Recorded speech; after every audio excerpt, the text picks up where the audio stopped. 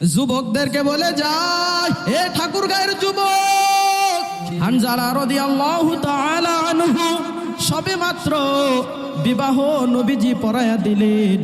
হানজালা রাদিয়াল্লাহু তাআলা আনহুর বিবাহ নবী নিজেই পড়ায়া দিয়েছেন। জোরে বলি সুবহানাল্লাহ। এইবার বিবাহর 2 দিন পর হানজালা রাদিয়াল্লাহু তাআলা আনহু নবীজি যখন বিবাহ পড়ে দিলেন, 2 দিন পরে বিবাহ সারানোর পর 2 দিন পরে যুদ্ধের জন্য ডাকা হইতেছে। উহুদের ময়দানে নবীজির সঙ্গে কাফেরদের যুদ্ধ হবে, কাফেরদের লড়াই হবে। এই যুদ্ধের মধ্যে হযরত আবু বকর থাকবেন, এই যুদ্ধের মধ্যে হযরত ওমর থাকবেন, এই যুদ্ধের মধ্যে হযরত আলী থাকবেন, এই যুদ্ধের মধ্যে হযরত উসমান থাকবেন। জোরে বলি আল্লাহু আকবার। কিন্তু হানজালা রাদিয়াল্লাহু তাআলা আনহু সবে মাত্র বিবাহ করেছেন, মাত্র 2 দিন হয়ে গেল। এর মধ্যে খবর আসলো কুতিলা মুহাম্মদ, কুতিলা মুহাম্মদ, কুতিলা মুহাম্মদ, নবী নাই, উহুদের ময়দানে নবী নাই। এইবার হানজালা নতুন বিবাহ করেছে। বিবাহ করার পর নবীজি হানজালা তিনিও উহুদের যুদ্ধে যাইতে চেয়েছিলেন, কিন্তু নবীজি হানজালাকে বলতেছেন, ওরে হানজালা, তুমি সবে মাত্র বিবাহ করেছো, ওয়ালি নাফসিকা আলাইকা হাক্কুন, তোমার নিজের নফসের প্রতি তোমার স্ত্রীর জন্য একটা হক আছে না নাই? জোরে বলেন, আছে না নাই? ওয়ালি জাওজিকা আলাইকা হাক্কুন, এরপরে তুমি নতুন বিবাহ করেছো, তোমার স্ত্রীর উপর তোমার একটা হক আছে। ও হানজালা, তোমাকে উহুদের ময়দানে যেতে হবে না। হানজালা রাদিয়াল্লাহু তাআলা আনহুকে রুখসত দিয়েছিলেন নবীজি, কিন্তু উহুদের ময়দানে গিয়ে যখন নবীজির নাম এলান হয়ে গেছে, নবী নাই, নবী নাই। হানজালা এইবার নতুন স্ত্রীর সঙ্গে সহবাস করেছে। হানজালার শরীরটা এবার নাপাক হয়ে গেছে। হানজালা গোসল না করা পর্যন্ত হানজালার শরীর পবিত্র হবে না। কিন্তু তারা কেমন নবীজির আশিক, কেমন আশিক ছিলেন, যখন শুনেছেন কুতিলা মুহাম্মদ, নবী নাই, নবী নাই, বেঈমানেরা স্লোগান দিয়ে বেড়াইতেছেন।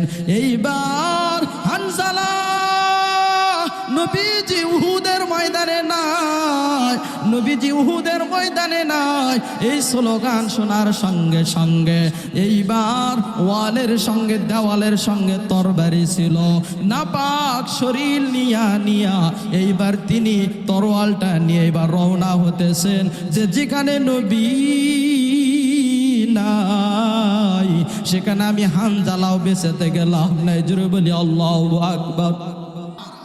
কান্দিয়া কুলো রে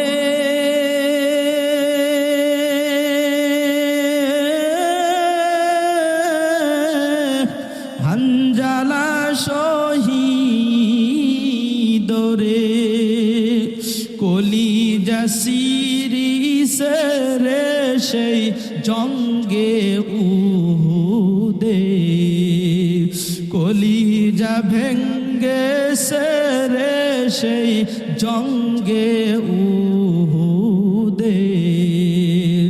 নবীর এক সাহাবী ছিলেন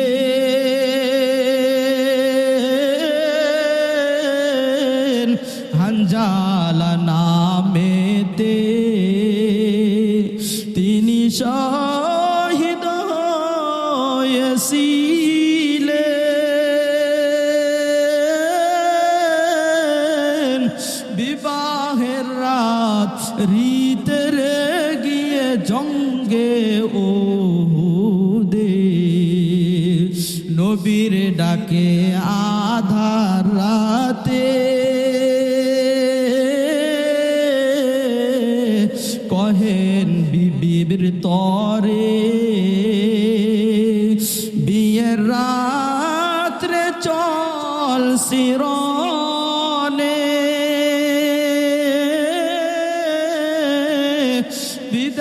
দাও আমার রে যাব জঙ্গে ওহুদে। হাত তুলে স্ত্রী বলে আল্লাহর দরবারে বিয়ের রাত্রে নবস্বামী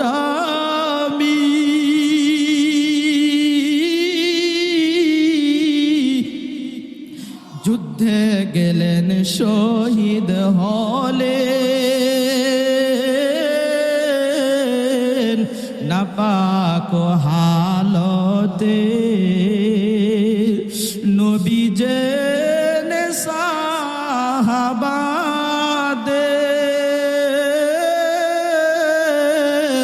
বলেন গোসল দিতে রে সেই জঙ্গে উহুদে।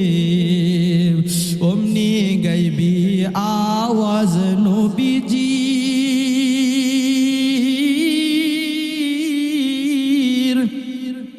অমনি গাইবি আওয়াজ নবীজির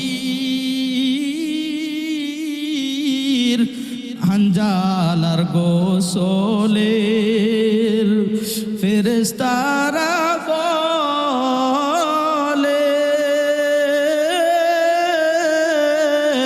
হানজালার গোসলরে হবে জান্নাতের পানিতে। জোরে বলি আল্লাহু আকবার। হানজালার স্ত্রী হানজালা পিছন দিক থেকে জুব্বা মুবারক অথবা পাঞ্জাবি টেনে ধরেছেন প্রাণের স্বামী আমার। আপনার নবীজিকে ভালোবাসেন, আমি কি আপনার নবীজিকে ভালোবাসি না? আমি তো ভালোবাসি। ও নবী আমার, ও প্রাণের স্বামী আমার, শোনো শোনো, তুমি তো উহুদের ময়দানে যাবা, কিন্তু তোমার শরীরটা বড় নাপাক। আমি কুয়া থেকে পানি নিয়ে আইসা দিতেছি, তুমি গোসল করে শরীর পবিত্র করে এরপর নবীজির কাছে যাও। হানজালা ডেকে বলেন, প্রাণের বিবি আমার, ও বিবি আমার, নবী যদি না থাকে উহুদের ময়দানে তাহলে আমি হানজালার বেঁচে থেকেই বা লাভ কি? জোরে বলি আল্লাহু আকবার। হানজালা বলেন, নবী যদি নবী যদি না থাকে তাহলে আমার গোসলের মাসালা এখন দেখে কোনো লাভ হবে না। এইবার হানজালা বীর সৈনিকের মতো তরবারিটা হাতে নিয়া এইবার রওনা হইতেছেন আর যাইতেছেন। প্রাণের স্ত্রী আবার বলতেছে, প্রাণের স্বামী আমার, তুমি যদি উহুদের ময়দানে গিয়ে শহীদ হও তাহলে নবীজি তো শহীদদেরকে গোসল ছাড়াই কিন্তু কবরের মধ্যে রাখবে, ঠিক কিনা বলেন? প্রাণের স্বামী আমার, কিন্তু আপনার শরীরটা তো না পাক, নবীজি তো আর জানে না আপনার শরীর না পাক। আমি চাই না আমি তোমার স্ত্রী, আমার স্বামীর শরীর না পাক অবস্থায় নবীজি কবরের মধ্যে রাখবে, এটা আমি চাই না। আপনি গোসল করে এরপরে আপনি উহুদের ময়দানে যান, আমি স্ত্রী আপনাকে বাধা দেব না। জোরে বলে আল্লাহু আকবার। এরে যুবক, চোখের মধ্যে কি পানি আসে না? গুনাহ করতে করতে কি দিলটা পাথর? কোরআনের কথা শুনেও কি চোখের মধ্যে পানি আসে না? নবীজির কথা শুনেও কি চোখের মধ্যে পানি আসে না? এইবার হানজালার কথা শুনেও কি চোখের মধ্যে পানি আসে না? বুঝতে হবে তোমার দিলটা গুনাহ করতে করতে পাথর হয়ে গেছে। এই পাথরওয়ালা দিল আজকে কোরআনের কথা শুনেও নরম হয় না, ঠিক কিনা বলেন? হানজালা এইবার উহুদের ময়দানে রওনা হয়েছেন, কোনো কথা শোনে না। বিবিকে বলে, ও প্রাণের বিবি আমার, বাধা দিও না, যেখানে আমার নবী নাই সেখানে আমি হানজালার বেঁচে থাকার কোনো অধিকার নাই। এইবার হানজালা স্ত্রীর কথা না শুনে উহুদের ময়দানে রওনা হয়েছেন। উহুদের ময়দানে গিয়ে অসংখ্য কাফের বেঈমানদের সঙ্গে তিনি জিহাদ করলেন, যুদ্ধ করলেন। অসংখ্য কাফের বেঈমানদেরকে কুসু কাটা করে করে তাদেরকে শেষ করে দিলেন দুনিয়ার জমিন থেকে। শেষ ফলাফল কি আসলো? হানজালা রাদিয়াল্লাহু তাআলা আনহু কেউ কাফের বেঈমানেরা উহুদের ময়দানে শেষ করে দিল। জোরে বলি আল্লাহু আকবার। আরেকবার বলি না ভাই, আল্লাহু আকবার। কামা ফাদ্দালা মাকানান আলা মাকান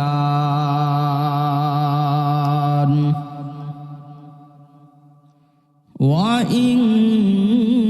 ইনসানান আলা ইনসান ওয়া নাশহাদু আল্লা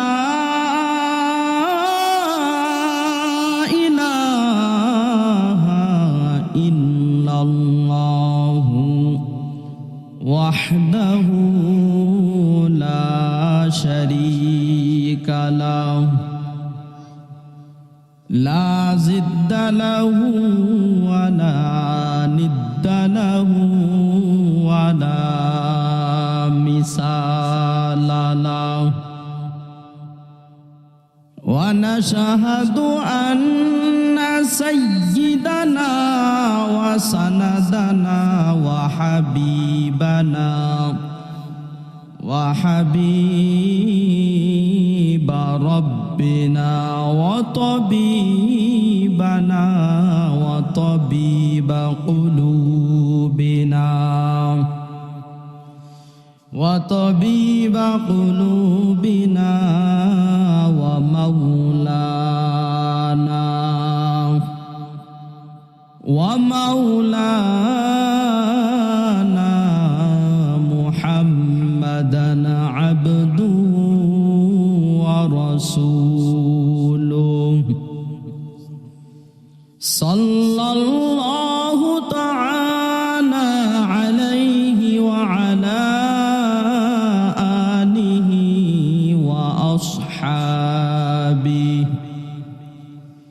ওয়া আসহাবিহি ওয়া বারাকা ওয়া সাল্লাম وبارك وسلم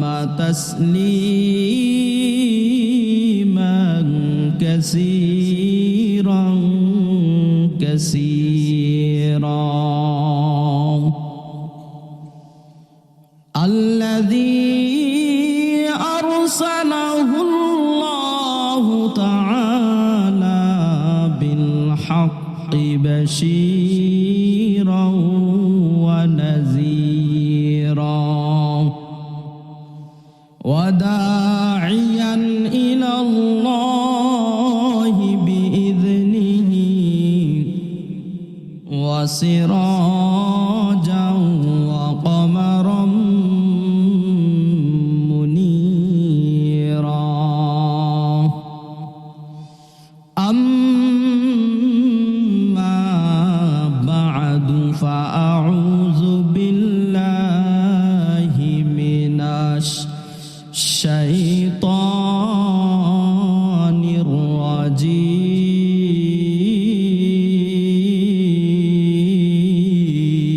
الرجيم بسم الله الرحمن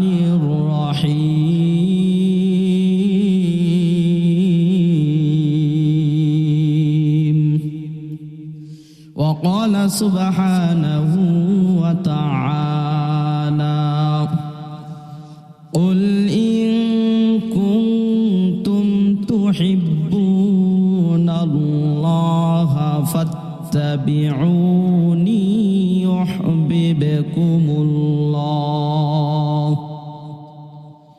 يحببكم الله ويغفر لكم ذنوبكم والله غفور رحيم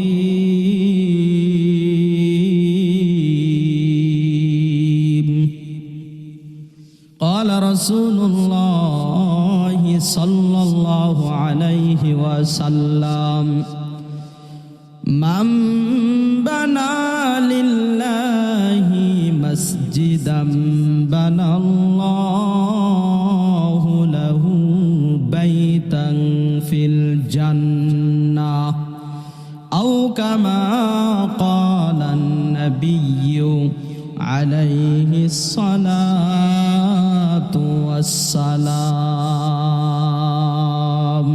على آل إبراهيم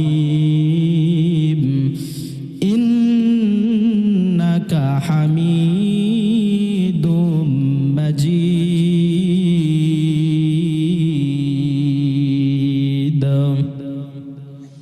الله के যারা ডাকিবে ভাবে আল্লাহর আপন তারাই হবে, ঠিক কিনা বলেন?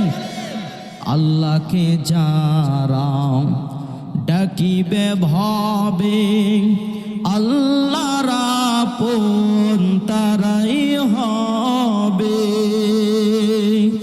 ইহকালে শান্তি পরকালে মুক্তি, ইহকালে শান্তি পরকালে মুক্তি দিবেন তোমায় আল্লাহ তাআলা।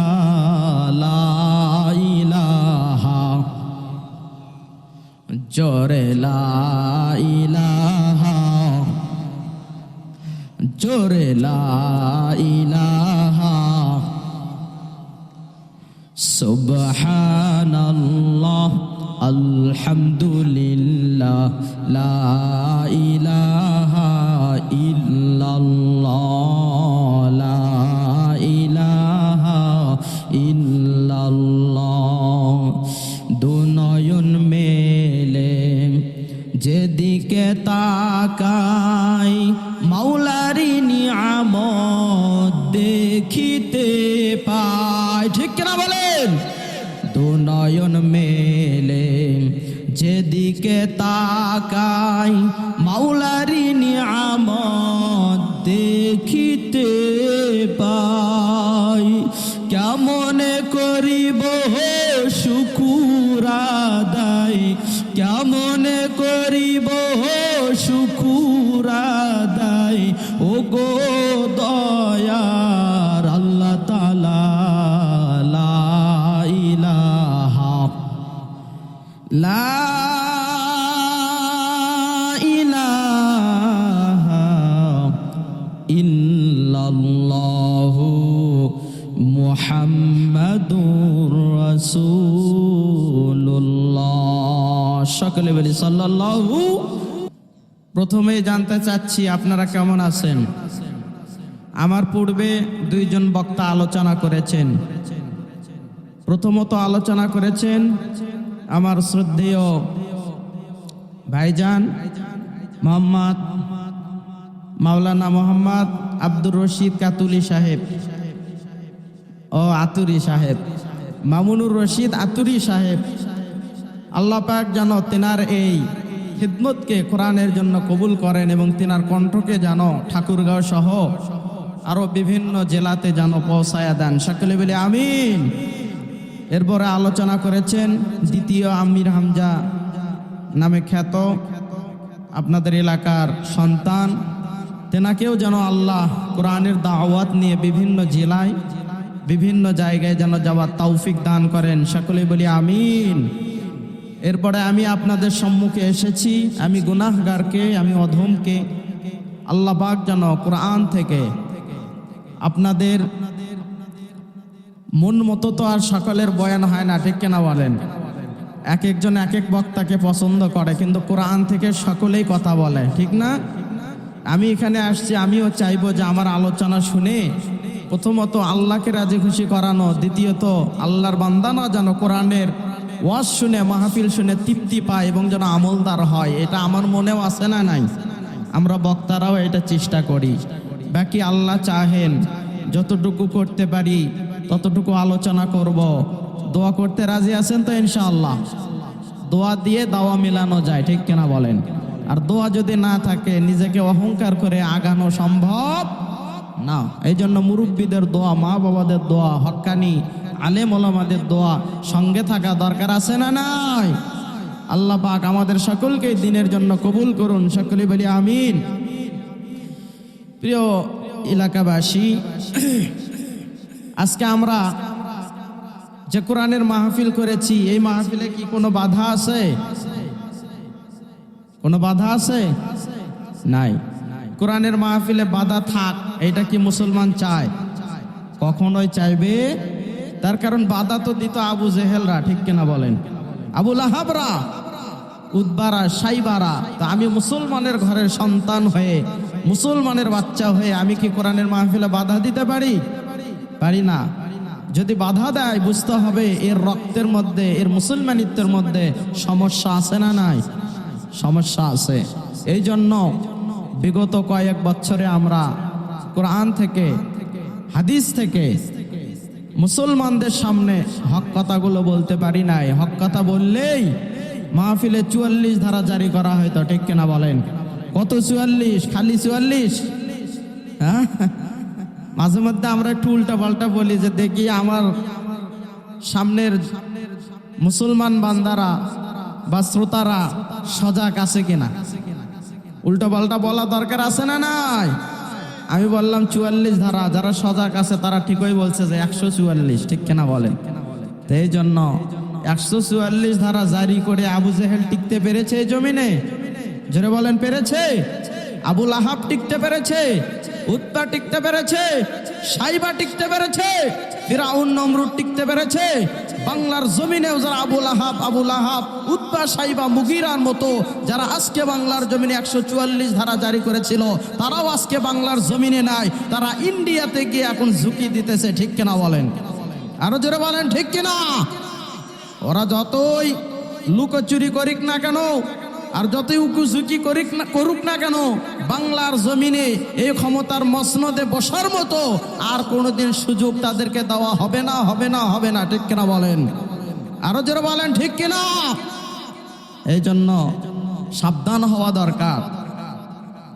আপনারা তো ময়দানে ঠিকই বলেন, জায়গা মতো আর নাই। পুলিশ আসলে বক্তাকে ফেলে দৌড়, জুতাও নেওয়ার কথা স্মরণ নাই, ঠিক কিনা বলেন? জুতা যায় যাক, ঠাকুরগাঁও এরকম জুতার দোকান অনেক আছে, স্পেশাল জুতা কিনতে পারবো। যদি রিমান্ডে নেয় তাহলে তো আমি আর বিয়ে করতে পারবো না, ঠিক কিনা বলেন? এমন যুবক আছে না নাই? আছে। আল্লাহ পাক সুবহানাহু ওয়া তাআলা কোরআনের জন্য সকলকে, আমি হুজুর কেন শুধু কোরআন নিয়ে হক কথা বলতে গিয়ে জেল খাটবো, আপনাদেরকেও হক কথা বলতে গিয়ে জেল খাটা এটা নবীর সুন্নাহ, ঠিক কিনা বলেন? মার খাওয়া নবীজির সুন্নাহ, ঠিক কিনা বলেন? শুধু মিষ্টি খাওয়া নবীজির সুন্নাহ নয়, খাওয়ার শেষে মিষ্টি খেয়ে সুন্নত আদায় করা মানে এটা মুসলমানের সঙ্গে গাদ্দারি করা, ঠিক কিনা বলেন? যে সুন্নত আদায় করতে চায় সে রক্ত ঝরাবে, লড়াই করবে, সংগ্রাম করবে, এরপরও বাতিলদের কাছে কখনো আপোষ করবে? কখনো আপোষ করবে না। তো যাই হোক, আমি এখন মূল আলোচনার মধ্যে যাব। উঠাইতে একটু দেরি করে ফালাইছেন। আমাদেরকে দীর্ঘদিন প্রোগ্রাম করতে হয়, আমাদের গলাতে প্রচণ্ড চাপ থাকে এবং আমরা জার্নি করে দূর দূরান্ত থেকে অনেক রিস্ক নিয়ে আসি, ঠিক কিনা বলেন? এই বছরেও তাজা 2 থেকে 3টা বক্তা মাহফিল করতে গিয়ে রোড অ্যাক্সিডেন্ট হয়ে মারা গেছে কি যায় নাই? এই বছরেও মারা গেছে। আমাদের কাছে তথ্যগুলো চলে আসে, কিন্তু আমরা শ্রোতারা অনেকেই বুঝি না। শুধু বক্তাদের সঙ্গে অনেকেই আছি খারাপ আচরণ করি, এটা ঠিক না। তার কারণ আমরা বউ পর্যন্ত ছেড়ে এসেছি, সন্তান পর্যন্ত ছেড়ে এসেছি। অনেকেই বলবেন টাকার জন্য। টাকা দিয়ে কি সব কিছু করা যায়? টাকা দিয়ে সব কিছু কেনা যায় না, ভালোবাসাও পাওয়া যায় না। আমরা যদি কোরআনের দামগুলো, কোরআনের মানগুলো জাতির সামনে না পৌঁছাই, তাহলে এই বাণীগুলো কে পৌঁছাবে, ঠিক কিনা বলেন? আল্লাহ পাক সুবহানাহু ওয়া তাআলা আমাদের সকলকে সহি বুঝদান করুন। আর একবার বলি আমিন। আমি পবিত্র কোরআন মাজিদ থেকে একটি আয়াতে কারিমা তেলাওয়াত করেছি। গভীর মনোযোগ দিয়ে বয়ান শুনবেন, একটা মানুষও ওঠাউঠি করবেন না। প্রস্রাবের বেগ আসলে দাঁড়ায়া যাবেন, 1 নাম্বার হাত উঠাইবেন। মনে থাকবে? কি মনে থাকবে? প্রস্রাবের বেগ আসলে, যুবকদের তো বেগ আসার কোনো প্রশ্নই আসে না, ঠিক কিনা বলেন? তার কারণ এদের রক্ত তো এখনো হিট, রক্ত এখনো গরম, ঠিক কিনা বলেন?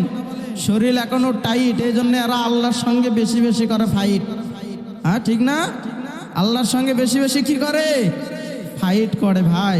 যৌবন বয়সের ইবাদত আর বৃদ্ধ বয়সের ইবাদত কখনো সময় হবে, কখনোই সমান হবে না। এই জন্য রক্ত আপনার শরীর যখন হবে ঢিল বা চামড়া যখন হবে ঢিল, তখন যদি আল্লাহর সঙ্গে দেন মিল, আল্লাহ বলেন না না, এখন তুমি তোমার নিজের স্বার্থ হাসিলের জন্য কবরের মধ্যে ঢুকবা, এই জন্য আমার সঙ্গে মিল দিতে আসছো। এই জন্য আমি আল্লাহ তাআলা কম না, আমি তোমার বৃদ্ধ বয়সের হিসাব নেব না, তোমার শৈশব জীবনেরও হিসাব নেব না, আমি শুধু তোমার হিসাব নেব যৌবনকালে। ঠিক কিনা বলেন? এই জন্য যৌবনকালে করবেন আপনি টাইট আর ফাইট, আর বৃদ্ধকালে দেবেন মিল। এটা কি আল্লাহ বোঝে না? আল্লাহ বোঝে। আল্লাহ আমাদের হেদায়েত দান করুন। আরেকবার বলি আমিন।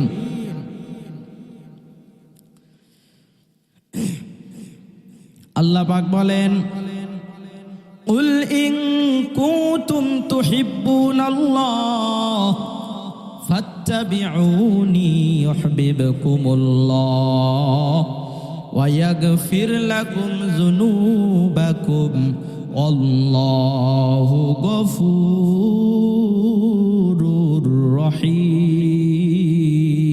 رحيم।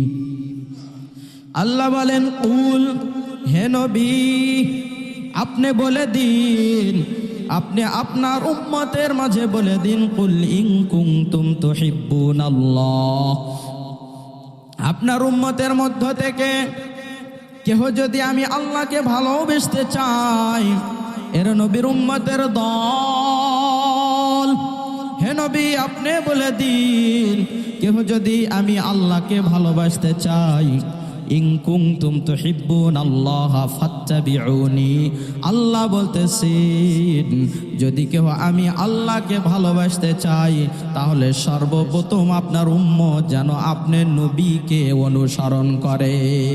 জোরে বলি আল্লাহু আকবার। তাহলে আল্লাহকে ভালোবাসতে গেলে সর্বপ্রথম কাকে অনুসরণ করতে হবে? জোরে বলেন কাকে? নাকি খাজা বাবাকে, ল্যাংটা বাবাকে, ভণ্ড বাবাকে, দরবেশ বাবাকে, নাকি আউল বাউল ফাউল বাবাদেরকে অনুসরণ করতে হবে? কি বাংলার জমিনে আউল বাউল ফাউলরা উল্টা পাল্টা শুরু করছে কিনা? জোরে বলেন আছে না নাই? এই ভণ্ডরা কি বলেছে? কুল আউযু বিরাব্বিন নাস মালিকিন নাস ইলাহিন নাস মিন শাররিল ওয়াসওয়াসিল খান্নাস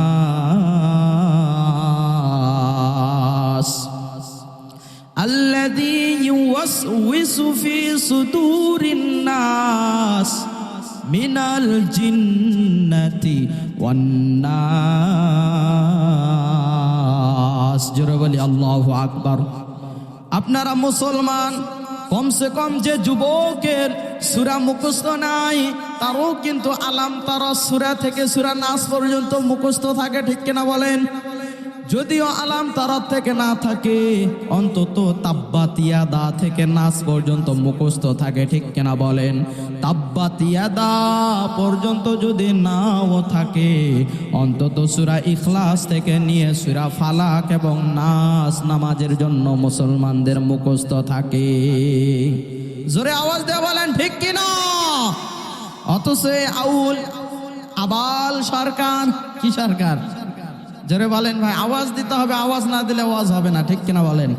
আমি করব ওয়াজ, আপনারা দেবেন কি? আমি করব ওয়াজ, আপনারা দেবেন কি? আওয়াজ, আওয়াজে কম্পিত হবে ঠাকুরগাঁয়ের জমিন।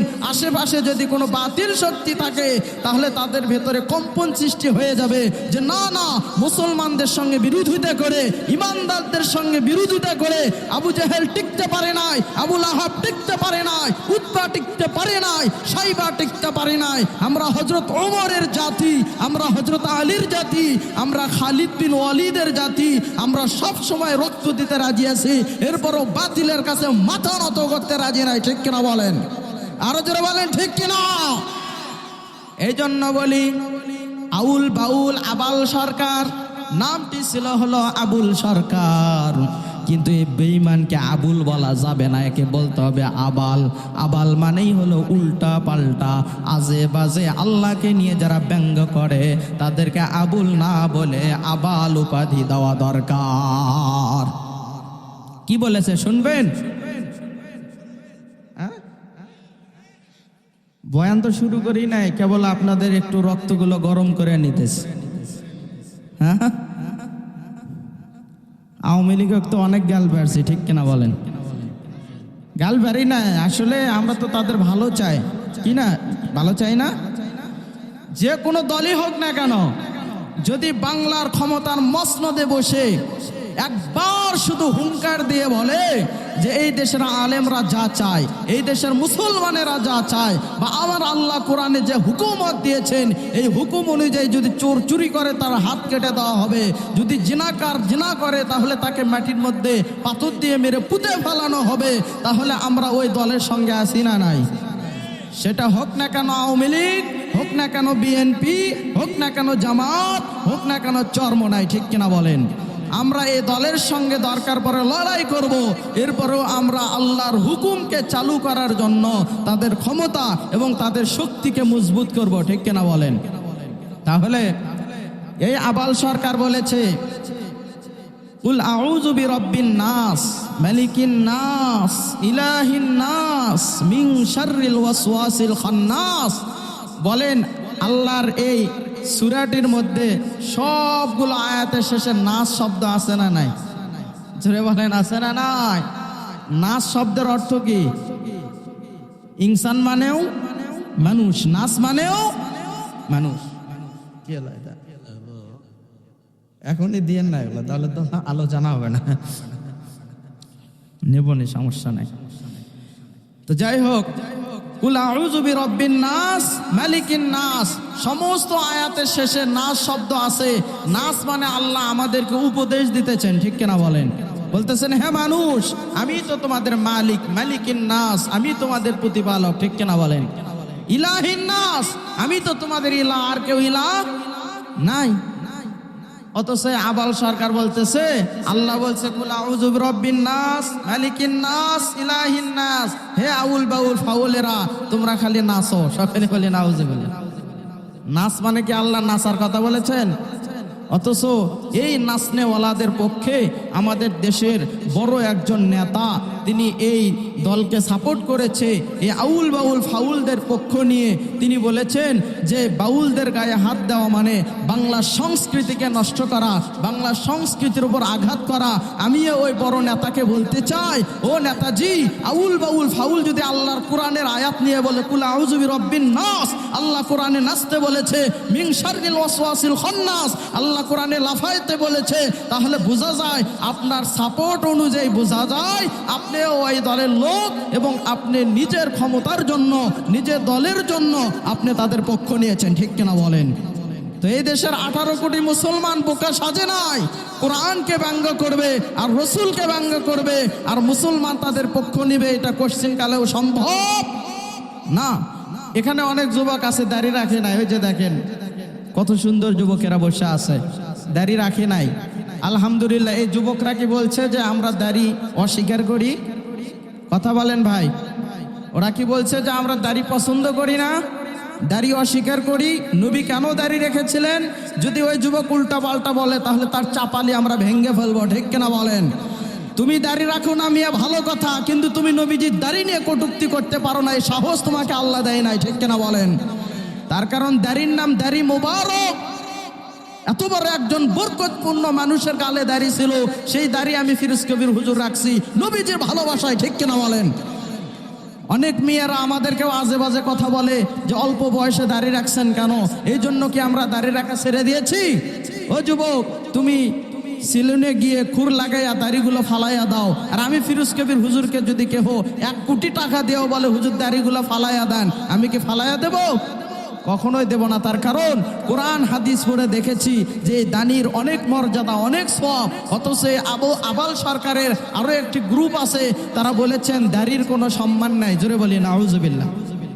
দাড়ির কোনো কি নাই, সম্মান নাই। বলতেছে দাড়ি তো আবু জেহেলেরও ছিল, আবু লাহাবেরও ছিল, উতবারও ছিল, সাইবারও ছিল, কই তারা তো জান্নাতি হলো না, এরকম করে বলতেছে। আর এরকম করে দেখাইতেছে আমার কাছে তো ফেরেশতা আসতেই পারে না, তার কারণ আমি দিনের মধ্যে 3 বার করে ক্লিন শেপ মারি। ফেরেশতারা লজ্জা পায় যে এর কাছে তো যাওয়া যাবে না, তার কারণে তো ভালো না। সকলে বলি নাউজুবিল্লাহ।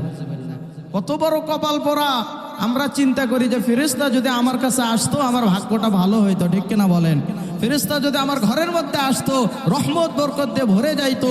আর এই বেঈমান বলে ফেরেশতা আমাকে দেখে ভয় পায়, আমি যে দাড়ি কেটে ফেলাই। তাহলে আল্লাহর কোরআনের আয়াত নিয়ে দাড়ি নিয়ে যারা ব্যঙ্গ করেছে তাদের পক্ষ যদি সেটা জামাত হোক না কেন, সেটা বিএনপি হোক না কেন, সেটা আওয়ামী লীগ হোক না কেন, আমরা এক নবীর উম্মত, এক আল্লাহর বান্দা। আমরা আল্লাহ এবং আল্লাহর রসুলকে কটূক্তিকারী বান্দাকে এই জমিনে রক্ত থাকতে তাদেরকে আর এরকম কটূক্তি করতে দেব না, ঠিক কিনা বলেন? যদি আর একবার এরকম কটূক্তি করে তাহলে যদি লড়াই করতে হয় লড়াই করব, যদি রক্ত দিতে হয় রক্ত দেব, যদি মাথার পাগড়ি মাথায় বাঁধতে হয় মাথায় বাঁধবো। এরপরে আউল বাউল ফাউলদেরকে বাংলার জমিন থেকে তাড়াইয়া দিতে বাধ্য করব, ঠিক কিনা বলেন? তাকবীর হবে রব্বাকা ফাকাব্বির। তাকবীর হবে কার? আল্লাহর। আল্লাহ সেটাও কোরআনে বলছে ও রব্বাকা, রবের নামে তাকবীর দাও। যত তাকবীর দেবা আমাকে যত বড় বলবা তোমার মর্যাদা তত বেড়ে যাবে। জোরে বলি সুবহানাল্লাহ। এর নবীর উম্মতের দল। আল্লাহ কোরআনের মধ্যে বললেন কুল ইন কুনতুম তুহিব্বুনাল্লাহ ফাত্তাবিউনি ইউহিব্বুকুমুল্লাহ ওয়া ইয়াগফির লাকুম যুনুবাকুম ওয়াল্লাহু গফুরুর রহিম।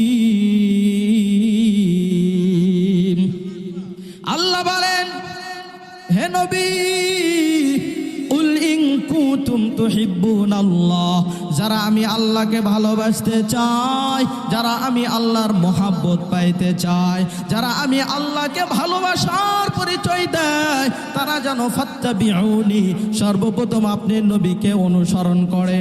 ও নবী, আপনাকে অনুসরণ করলে কি হবে? ফাত্তাবিউনি ইউহিব্বুকুমুল্লাহ, আমি আল্লাহ ঘোষণা দিলাম, আমি আল্লাহ ঘোষণা দিলাম যে উম্মতেরা আপনাকে অনুসরণ অনুকরণ করবে, আপনাকে অনুসরণ অনুকরণ করার মধ্য দিয়ে তারা সকলেই আমার ভালোবাসার পরিচয় পাবে। যারা বলে আল্লাহু আকবার। ইউহিব্বুকুমুল্লাহ ওয়া ইয়াগফির লাকুম যুনুবাকুম, আপনাকে অনুসরণ করলে শুধু আমার ভালোবাসা পাবে, এখানে শেষ না। ও নবী, আপনাকে অনুসরণ করার কারণে আমি আল্লাহ আপনার উম্মতদেরকে আরো দুইটা বড় বড় পুরস্কার দিব। 1 নাম্বার পুরস্কার হলো ওয়া ইয়াগফির লাকুম, আমি আল্লাহ তাআলা তাদের যাবতীয় গুনাহগুলো ক্ষমা করে দেব। ওয়া ইয়াগফির লাকুম যুনুবাকুম, শুধু ক্ষমাই করব না, তাদের জীবনে যত টেনশন আছে, পেরেশানি আছে, হয়রানি আছে, যত বিপদ আপদ বালা মুসিবতের মধ্যে আছে, আমি আল্লাহ নবীজিকে অনুসরণ করার কারণে আমি আল্লাহ ওই সমস্ত বান্দার প্রতি খুশি হইয়া আমি আল্লাহ তাআলা আমার বান্দার যাবতীয় পেরেশানি থেকে মুক্তি দান করব। কি বিশ্বাস হয়? বিশ্বাস হয়? তাহলে নবীজিকে ভালোবাসতে গেলে, আল্লাহকে ভালোবাসতে গেলে কাকে অনুসরণ করতে হবে? যেটা বলেন কাকে? আল্লাহকে। নবীজিকে ভালোবাসতে গেলে, আল্লাহকে ভালোবাসতে গেলে নবীকে অনুসরণ করতে হবে। আর নবীকে অনুসরণ করার মধ্য দিয়েই আমরা আল্লাহর ভালোবাসা পেয়ে যাব, ঠিক কিনা বলেন? আর যে নবী, যে আল্লাহ আগে নিজের কথা না বলে নবীজির কথা বললেন, সেই নবীজিকে নিয়ে, সেই নবীর দাড়ি নিয়ে, সেই নবীজির বিবাহ নিয়ে বেঈমানেরা বলেছে নবীজির নাকি যৌন চাহিদা বেশি ছিল, নবীজি যৌন চাহিদা মেটানোর জন্য একাধিক বিবাহ করেছে। বলেন দেখি আমার নবীজির শানে, আমার নবীজির মানে এমন বেয়াদবি কথা কোনো মুসলমানের বাচ্চা বলতে পারে? জোরে বলেন, বলতে পারে? তাহলে যারা বলেছে তারা এখনো বাংলার জমিনে বুক ফুলে চলাফেরা করে, তার মানে বোঝা যায় তোমরা বিদেশিদের পাঁচটা গোলামি হয়ে তাদের হুকুমত পেশ করার জন্য, তাদের হুকুমত এই দেশে চালু করার জন্য মুসলমানের বুকের ওপর চাপা দিয়ে বসে আছো, ঠিক কিনা বলেন? আরো জোরে বলেন ভাই, ঠিক কিনা? এই জন্য বলি এরে যুবক ভাই, তাহলে নবীজিকে ভালোবাসলে যদি আল্লাহর ভালোবাসা পাওয়া যায়, এমন নবীজিকে ভালোবাসা আপনার আমার জন্য দরকার আছে না নাই? আজকে ভালোবাসার পরিচয় এটাই হবে। বয়ানের শুরু থেকে শেষ পর্যন্ত যারা বরকতি মুনাজাত দেবেন, আমি সেই সুদূর বগুড়া থেকে এসেছি, ঠিক কিনা বলেন? তো আমি যদি এখানে বসে থাকতে পারি আর আপনাদের বাড়ি হয়তো আশেপাশে, আপনারা থাকতে পারবেন না? পারবেন তো ইনশাআল্লাহ? গত জুমার দিনে আপনারা দেখলেন আমাদের জুলাই যোদ্ধাদের মধ্য থেকে একজন যোদ্ধা, নাম কি? ওসমান আল হাদি। ওসমান আল কি? এই জুলাই যোদ্ধা বলিষ্ঠ কণ্ঠস্বর দিয়ে, বুকের তাজা রক্তের মধ্য দিয়ে যারা এই দেশকে নতুন করে স্বাধীনের পরিচয় দিয়েছে, তাদের উপর যদি আবারও গুলি চালানো হয়, তাহলে এটা কি বাংলার মুসলমান মেনে নিতে পারে? জোরে বলেন, মেনে নিতে পারে? তাহলে এই হাতির উপর কে গুলি চালাইলো? এই হাতির উপর কারা আক্রমণ করলো? এই হাতির উপর কারা নরপশুর মতো গুলি করলো? যার জীবন আজকে সংকটময়, সে আইসিইউতে ভর্তি হয়ে আছেন, কখনো মনে হয় জীবিত, কখনো মনে হয় মৃত। তাহলে এই যোদ্ধারা একবার রক্ত দিয়েছেন, একবার পা শেষ করেছেন, একবার হাত শেষ করেছেন, একবার গুলিবিদ্ধ হয়েছেন। আবারও সেই যোদ্ধাদের ওপর যে বেঈমানের গোষ্ঠীরা গুলি করতেছে, তাকে দুনিয়ার জমিন থেকে শেষ করে দেওয়ার জন্য তোমরা যতই চক্রান্ত করো না কেন, এক হাতি যদি গুলির কারণে চলেও যায়, লক্ষ হাতি বাংলার জমিনে আবার জন্ম নেবে, ঠিক কিনা বলেন? এরপরেও 24-এর স্বাধীনতাকে আল্লাহ চাহেন তো বজায় রাখবেন, ঠিক কিনা বলেন? আজকে আমরা জানতে চাই যে এই মহাযুদ্ধার ওপর কারা গুলি চালাইলো, একে তদন্ত করে অতি দ্রুত 1 থেকে 2 দিনের মধ্যে ফাঁসি দেওয়া দরকার আছে না নাই? আরো জোরে বলেন, দরকার আছে না নাই? যাদের অবদানে ফেসিবাদ মুক্তিভাবে বসবাস করতে চাও, তোমাদের ওই স্বপ্ন ভারতেই থাকবে, বাংলার জমিনে আর কোনোদিন করতে দেওয়া হবে না, হবে না, ঠিক কিনা বলেন? এরে নবীর উম্মতের দল, বলেছিলাম আল্লাহ বলেন নবীজিকে ভালোবাসলে আমাকেই ভালোবাসা হবে, নবীজিকে অনুসরণ করলে আমাকে অনুসরণ করা হবে। তাহলে আজকে বলতে চাই, যে যুবকরা দাঁড়িয়ে রাখেন নাই, তারা কি নবীজিকে অনুসরণ করেছেন? কথা বলে না, তারা কি নবীজিকে অনুসরণ করতেছেন?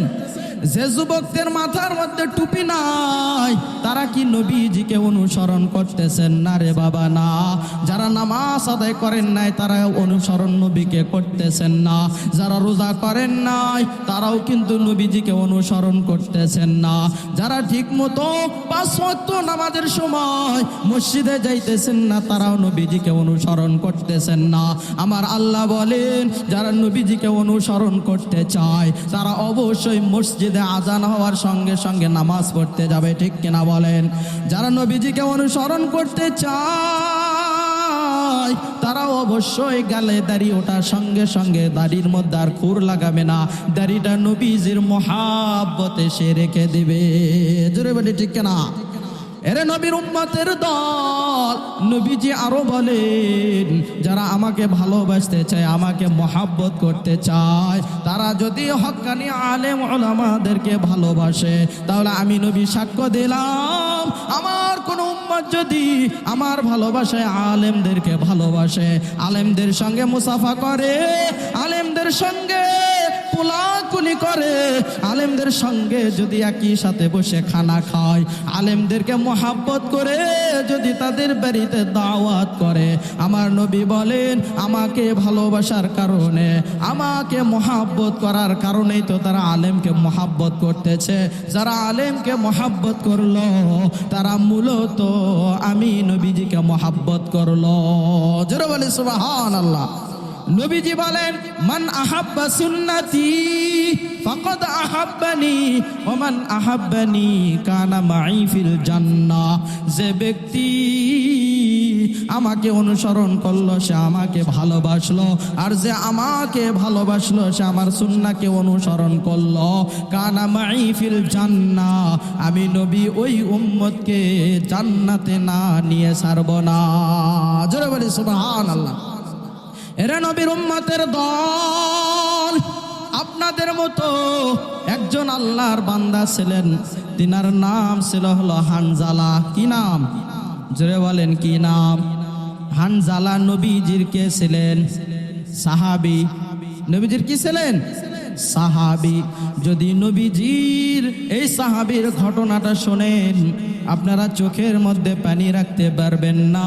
তেনারা কেমন ভাবে নবীজিকে ভালোবাসতেন, কেমন ভাবে নবীজিকে মহাব্বত করতেন, আর নবীজির দিনের জন্য কি পরিমাণ কষ্ট করতেন। হানজালা রাদিয়াল্লাহু তাআলা আনহু, হানজালা রাদিয়াল্লাহু তাআলা আনহু সবে মাত্র বিবাহ নবীজি পড়ায়া দিলেন। হানজালা রাদিয়াল্লাহু তাআলা আনহুর বিবাহ নবী নিজেই পড়ায় দিয়েছেন। জোরে বলি সুবহানাল্লাহ। এইবার বিবাহর 2 দিন পর হানজালা রাদিয়াল্লাহু তাআলা আনহু নবীজি যখন বিবাহ পড়ে দিলেন, 2 দিন পরে বিবাহ সারানোর পর 2 দিন পরে যুদ্ধের জন্য ডাকা হইতেছে। উহুদের ময়দানে নবীজির সঙ্গে কাফেরদের যুদ্ধ হবে, কাফেরদের লড়াই হবে। এই যুদ্ধের মধ্যে হযরত আবু বকর থাকবেন, এই যুদ্ধের মধ্যে হযরত ওমর থাকবেন, এই যুদ্ধের মধ্যে হযরত আলী থাকবেন, এই যুদ্ধের মধ্যে হযরত উসমান থাকবেন। জোরে বলি আল্লাহু আকবার। কিন্তু হানজালা রাদিয়াল্লাহু তাআলা আনহু সবে মাত্র বিবাহ করেছেন, মাত্র 2 দিন হয়ে গেল। এর মধ্যে খবর আসলো কুতিলা মুহাম্মদ, কুতিলা মুহাম্মদ, কুতিলা মুহাম্মদ। নবী নাই, উহুদের ময়দানে নবী নাই। এইবার হানজালা নতুন বিবাহ করেছে। বিবাহ করার পর নবীজি হানজালা তিনিও উহুদের যুদ্ধে যাইতে চেয়েছিলেন, কিন্তু নবীজি হানজালাকে বলতেছেন, ওরে হানজালা, তুমি সবে মাত্র বিবাহ করেছো, ওয়ালি নাফসিকা আলাইকা হাক্কুন, তোমার নিজের নফসের প্রতি তোমার স্ত্রীর জন্য একটা হক আছে না নাই? জোরে বলেন আছে না নাই?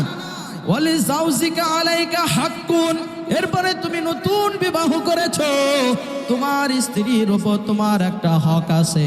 ও হানজালা, তোমাকে উহুদের ময়দানে যেতে হবে না। হানজালা রাদিয়াল্লাহু তাআলা আনহুকে রুখসত দিয়েছিলেন নবীজি, কিন্তু উহুদের ময়দানে গিয়ে যখন নবীজির নাম এলান হয়ে গেছে, নবী নাই, নবী নাই। হানজালা এইবার নতুন স্ত্রীর সঙ্গে সহবাস করেছে। হানজালার শরীরটা এবার নাপাক হয়ে গেছে। হানজালা গোসল না করা পর্যন্ত হানজালার শরীর পবিত্র হবে না। কিন্তু তারা কেমন নবীজির আশিক, কেমন আশিক ছিলেন, যখন শুনেছেন কুতিলা মুহাম্মদ, নবী নাই, নবী নাই, বেঈমানেরা স্লোগান দিয়ে বেড়াইতেছেন। এইবার হানজালা নবীজি উহুদের ময়দানে নাই, নবীজি উহুদের ময়দানে নাই। এই স্লোগান শোনার সঙ্গে সঙ্গে এইবার ওয়ালের সঙ্গে দেওয়ালের সঙ্গে তরবারি ছিল, নাপাক শরীর নিয়া এইবার তিনি তরোয়ালটা নিয়ে এবার রওনা হতেছেন, যে যেখানে নবী নাই সেখানে আমি হানজালাও বেঁচেতে গেলাম নাই। জোরে বলি আল্লাহু আকবার। হানজালার স্ত্রী হানজালা পিছন দিক থেকে জুব্বা মুবারক অথবা পাঞ্জাবি টেনে ধরেছেন, প্রাণের স্বামী আমার, আপনার নবীজিকে ভালোবাসেন, আমি কি আপনার নবীজিকে ভালোবাসি না? আমি তো ভালোবাসি। ও নবী আমার, ও প্রাণের স্বামী আমার, শোনো শোনো, তুমি তো উহুদের ময়দানে যাবা, কিন্তু তোমার শরীরটা বড় নাপাক। আমি কুয়া থেকে পানি নিয়ে আইসা দিতেছি, তুমি গোসল করে শরীর পবিত্র করে এরপর নবীজির কাছে যাও। হানজালা ডেকে বলেন, প্রাণের বিবি আমার,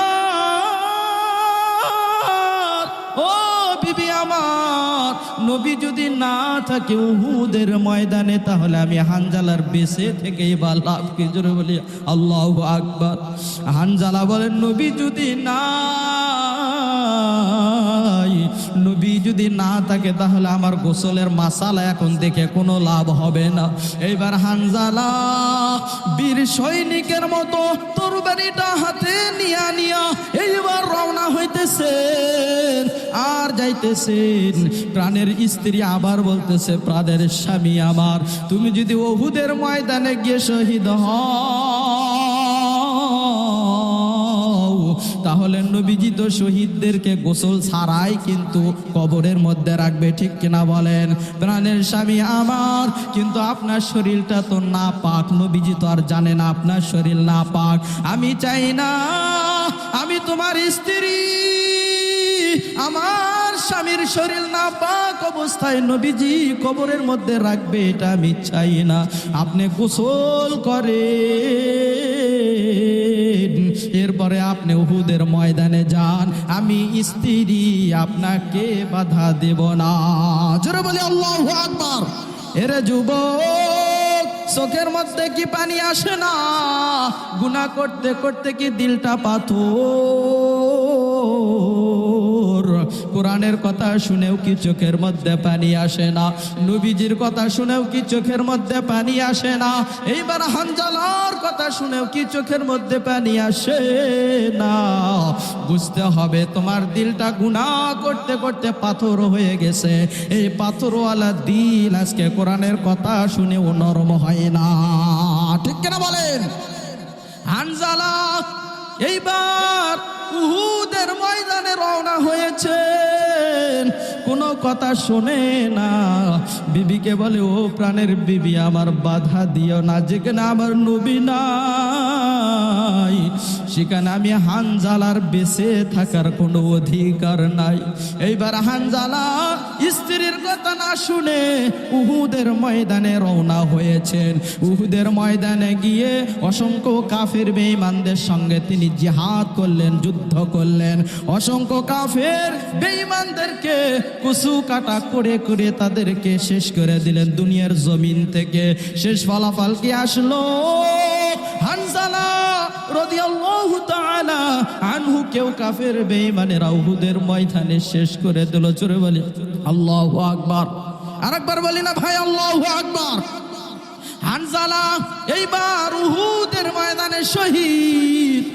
এবার নবীজি কখনো হুশ কখনো বেহুশ অবস্থায় সাহাবা ইকরামদেরকে ডেকে ডেকে বলেন, ও সাহাবার দল, দেখো দেখো আমার নবীজির জন্য আমার কোন আশেক, আমার কোন উম্মত আমার জন্য রক্ত দিয়েছে, উহুদের ময়দানে ডানে বামে সামনে পিছনে পড়ে আছে।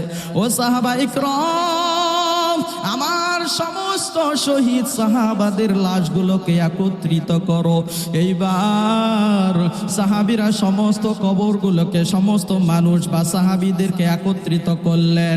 কিন্তু একত্রিত করার পর এইবার যখন সকলের জানাজার ব্যবস্থা করবেন, সামনের দিকে নবীজি তাকাইয়া দেখে একজন পর্দাওয়ালা নারী হিসাবে নিকাব করে দৌড়ে দৌড়ে আসতেছে। এইবার হানজালা রাদিয়াল্লাহু তাআলা আনহুর স্ত্রী সামনের দিকে আগায় আসতেছে। আগায় এসে দেখে সমস্ত লাশগুলো একত্রিত করা হয়েছে। এইবার সাহাবা ইকরামদেরকে বলেন, ও সাহাবার দল, আমাকে একটু নবীজির কাছে নিয়ে যাও। সাহাবীরা বলেন, ও আল্লাহর বান্দি, তুমি কে? তোমাকে তো চিনি না, তুমি কে আগে আমাকে পরিচয় দাও। এইবার হানজালের স্ত্রী বলতেছেন, পরিচয় দেওয়ার এখন সময় নাই, তাড়াতাড়ি করে আমাকে একটু নবীজির কাছে নিয়ে যাও। সাহাবা ইকরাম বলতেছেন, ও আল্লাহর বান্দি, নবী তো এখন কখনো হুশ কখনো বেহুশ, ঠিক কিনা বলেন? নবী কখনো হুশ কখনো বেহুশ, নবীজি এখন কারো সঙ্গে কথা বলতে পারবে না। এইবার হানজালের স্ত্রী চোখের পানি ছেড়ে দিয়ে বলতেছে, ও সাহাবার দল, আমার সঙ্গে আমার স্বামীর যে ঘটনা ঘটে গেছে সেটা তোমাদের সামনে বলা যাবে না, কিন্তু আল্লাহর নবীজি যেহেতু শরীয়তের তিনি একজন ধারক বাহক, আল্লাহর নবীজিকে আমি এই কথাটা বলতে পারবো, তোমাদেরকে বলতে পারবো না। এইবার হানজালার স্ত্রীর অনুরোধ রিকোয়েস্ট শোনার পর সাহাবাই কেরাম হানজালার স্ত্রীকে এইবার নবীজির কাছে নিয়ে গেলেন। নবীজির কাছে নিয়ে যাওয়ার পর নবীজি বলতেছেন, ও আল্লাহর বান্দি, তুমি কে, তুমি কে, তোমাকে তো চিনলাম না। হানজালার স্ত্রী বলেন, ও নবীজি, তোমার একজন আশিক, তোমার একজন সাহাবী, তোমার একজন আশিক উম্মত, ওই আশিক উম্মতের আমি হইলাম সহধর্মিনী। জোরে বলে আল্লাহু আকবার। এইবার নবীজি বলেন, ও আল্লাহর বান্দি, তাহলে বলো বলো বলো, তুমি কে, তুমি কে, তাড়াতাড়ি বলো। এইবার হানজালার স্ত্রী বলেন, নবীজি, আপনার একজন আশিক হানজালা রাদিয়াল্লাহু তাআলা আনহুর স্ত্রী আমি, আমার একটা আবদার, আপনি তো সমস্ত সাহাবাদের লাশগুলোকে একত্রিত করেছেন, ও নবী আমার স্বামীর লাশ কি আপনি খুঁজে পেয়েছেন? নবীজি বলেন, আমার তো হুঁশ তেমন ছিল না। হানজালা তো আমি জিহাদের ময়দানে আসার জন্য নিষেধ করেছিলাম, তার কারণ সে সবে মাত্র নববিবাহ করেছে, মধু চন্দ্রিমা লাভ নাইট তার ছিল, তার ভালোবাসার সময় ছিল, এই জন্য নবীজিকে আমি উহুদের ময়দানে আসতে নিষেধ করেছি। আমি তো জানি না ভালোবাসায় আমার জন্য জীবন দেওয়ার জন্য হানজালা এখানে এসেছে, আমি তো সেইটা জানি না। এইবার নবীজি বলতেছে, সাহাবার দল, দেখো দেখো, আমি নবীজির জন্য যে সাহাবী নিজের নতুন বিবি সাহেবাকে ঘরের মধ্যে রেখে আমার জন্য জীবন দিয়েছে, ওই সাহাবীর লাশটা কোথায় আছে? উহুদের ময়দানে তন্ন তন্ন করে খোঁজো। জোরে বলি আল্লাহু আকবার। এইবার সাহাবার দল চতুর সাইডটা খুঁজে, সামনে যান হানজালা নাই, পিছনে যান হানজালা নাই, ডানে যান হানজালাকে কোথাও খুঁজে পাওয়া যায় না, বামে যায় হানজালাকে কোথাও খুঁজে পাওয়া যায় না। এইবার সাহাবায়ে কেরাম বলেন, নবী আমার হানজালাকে কোথাও খুঁজে পাওয়া গেল না, কোথাও পাওয়া যাইতেছে না। নবীজি বলেন, কি ব্যাপার, সবার লাশ যদি থাকে তাহলে হানজালার লাশ কোথায় গেল? এইবার আসমান থেকে গাইবি আওয়াজ, আজরাইল জিব্রাইল আলাইহিস সালাতু ওয়াস সালাম সাথে সাথে পয়গাম নিয়ে এসেছেন, ও নবী আমার, যে হানজালা নতুন স্ত্রীকে ঘরের মধ্যে রেখে আপনার জন্য জীবন দিতে উহুদের ময়দানে এসেছে, এই হানজালার গোসল দুনিয়ার কোনো পানি দ্বারা হবে না, এই হানজালাকে গোসল দেওয়ার জন্য আমার আল্লাহ আসমানে উঠায়া নিয়েছে। জোরে বলে আল্লাহু আকবার। এইবার হানজালা রাদিয়াল্লাহু তাআলা আনহুর লাশ কোথাও খুঁজে পাওয়া গেল না। জিবরাইল নবীজিকে বলতেছেন, আসমানের দিকে তাকান গো নবীজি, দেখেন দেখেন, বাইতুল মামুরের চারপাশে ফেরেশতারা ৭৪,০০০ ফেরেশতা প্রত্যেক দিন তাওয়াফ করে। এইটা এমন একটা মসজিদ যেই মসজিদে একদল ফেরেশতা মাত্র একবারই তাওয়াফ করার সুযোগ পায়, ঠিক কিনা বলেন? দ্বিতীয়বার আর কখনো ফেরেশতারা তাওয়াফ করার সুযোগ পায় না। এই মসজিদের পাশে জিবরাইল আমিনের ইমামতিতে নবীজির আশিক, নবীজির ভালোবাসায় যে সাহাবী উহুদের ময়দানে জীবন দিলেন, এই সাহাবীর প্রতি আমার আল্লাহ এত খুশি, এই সাহাবীর প্রতি খুশি হইয়া এই সাহাবীকে আসমানে নিয়া আল্লাহ বলেন এই সাহাবীকে আসমান নিয়া হাউজে কাউসারের পানি দ্বারা ৭৭,০০০ ফেরেশতাদেরকে এই হাউজে কাউসারের পানির মাধ্যমে গোসল করাইয়া জিব্রাইলের ইমামতিতে জানাজা পড়ানো হইতেছে। আল্লাহু আকবার। আরেকবার বলি না আল্লাহু আকবার। এইবার হানজালার স্ত্রী কান্নায় বেহুশ, কখনো হুশ কখনো বেহুশ। আপনারা বলেন দেখি, যে স্ত্রীরা স্বামীকে ভালোবাসে তারা কিন্তু স্বামী ছাড়া কিছুই বোঝে না, ঠিক কিনা বলেন? এমনও স্ত্রী আছে স্বামী যখন কর্মে চলে যায় আল্লাহর কাছে দোয়া করে, আল্লাহ আমার স্বামীকে তুমি ফিরাইয়া দিও। তার কারণ এই স্বামীর অবদানে, এই স্বামীর কারণে আমি 4টা ভাত পাই, ঠিক কিনা বলেন? এই স্বামীর মাথার ঘাম পায়ে ফলানো পয়সা দিয়ে আমার রিজিকের ব্যবস্থা হয়, আমার সন্তানের রিজিকের ব্যবস্থা হয়। ও আল্লাহ, আমার স্বামী কর্মের জন্য গিয়েছে, মানুষ শয়তান, জিন শয়তান এবং যাবতীয় রাস্তাঘাটের বালা মুসিবত থেকে আমার স্বামীকে হেফাজত করে আমার বুকে ফিরাইয়া দিও, ঠিক কিনা বলেন? কি আপনাদের স্ত্রীরা বলে? হ্যাঁ আছে, আছে, এমন স্ত্রী আছে, আছে না ভাই?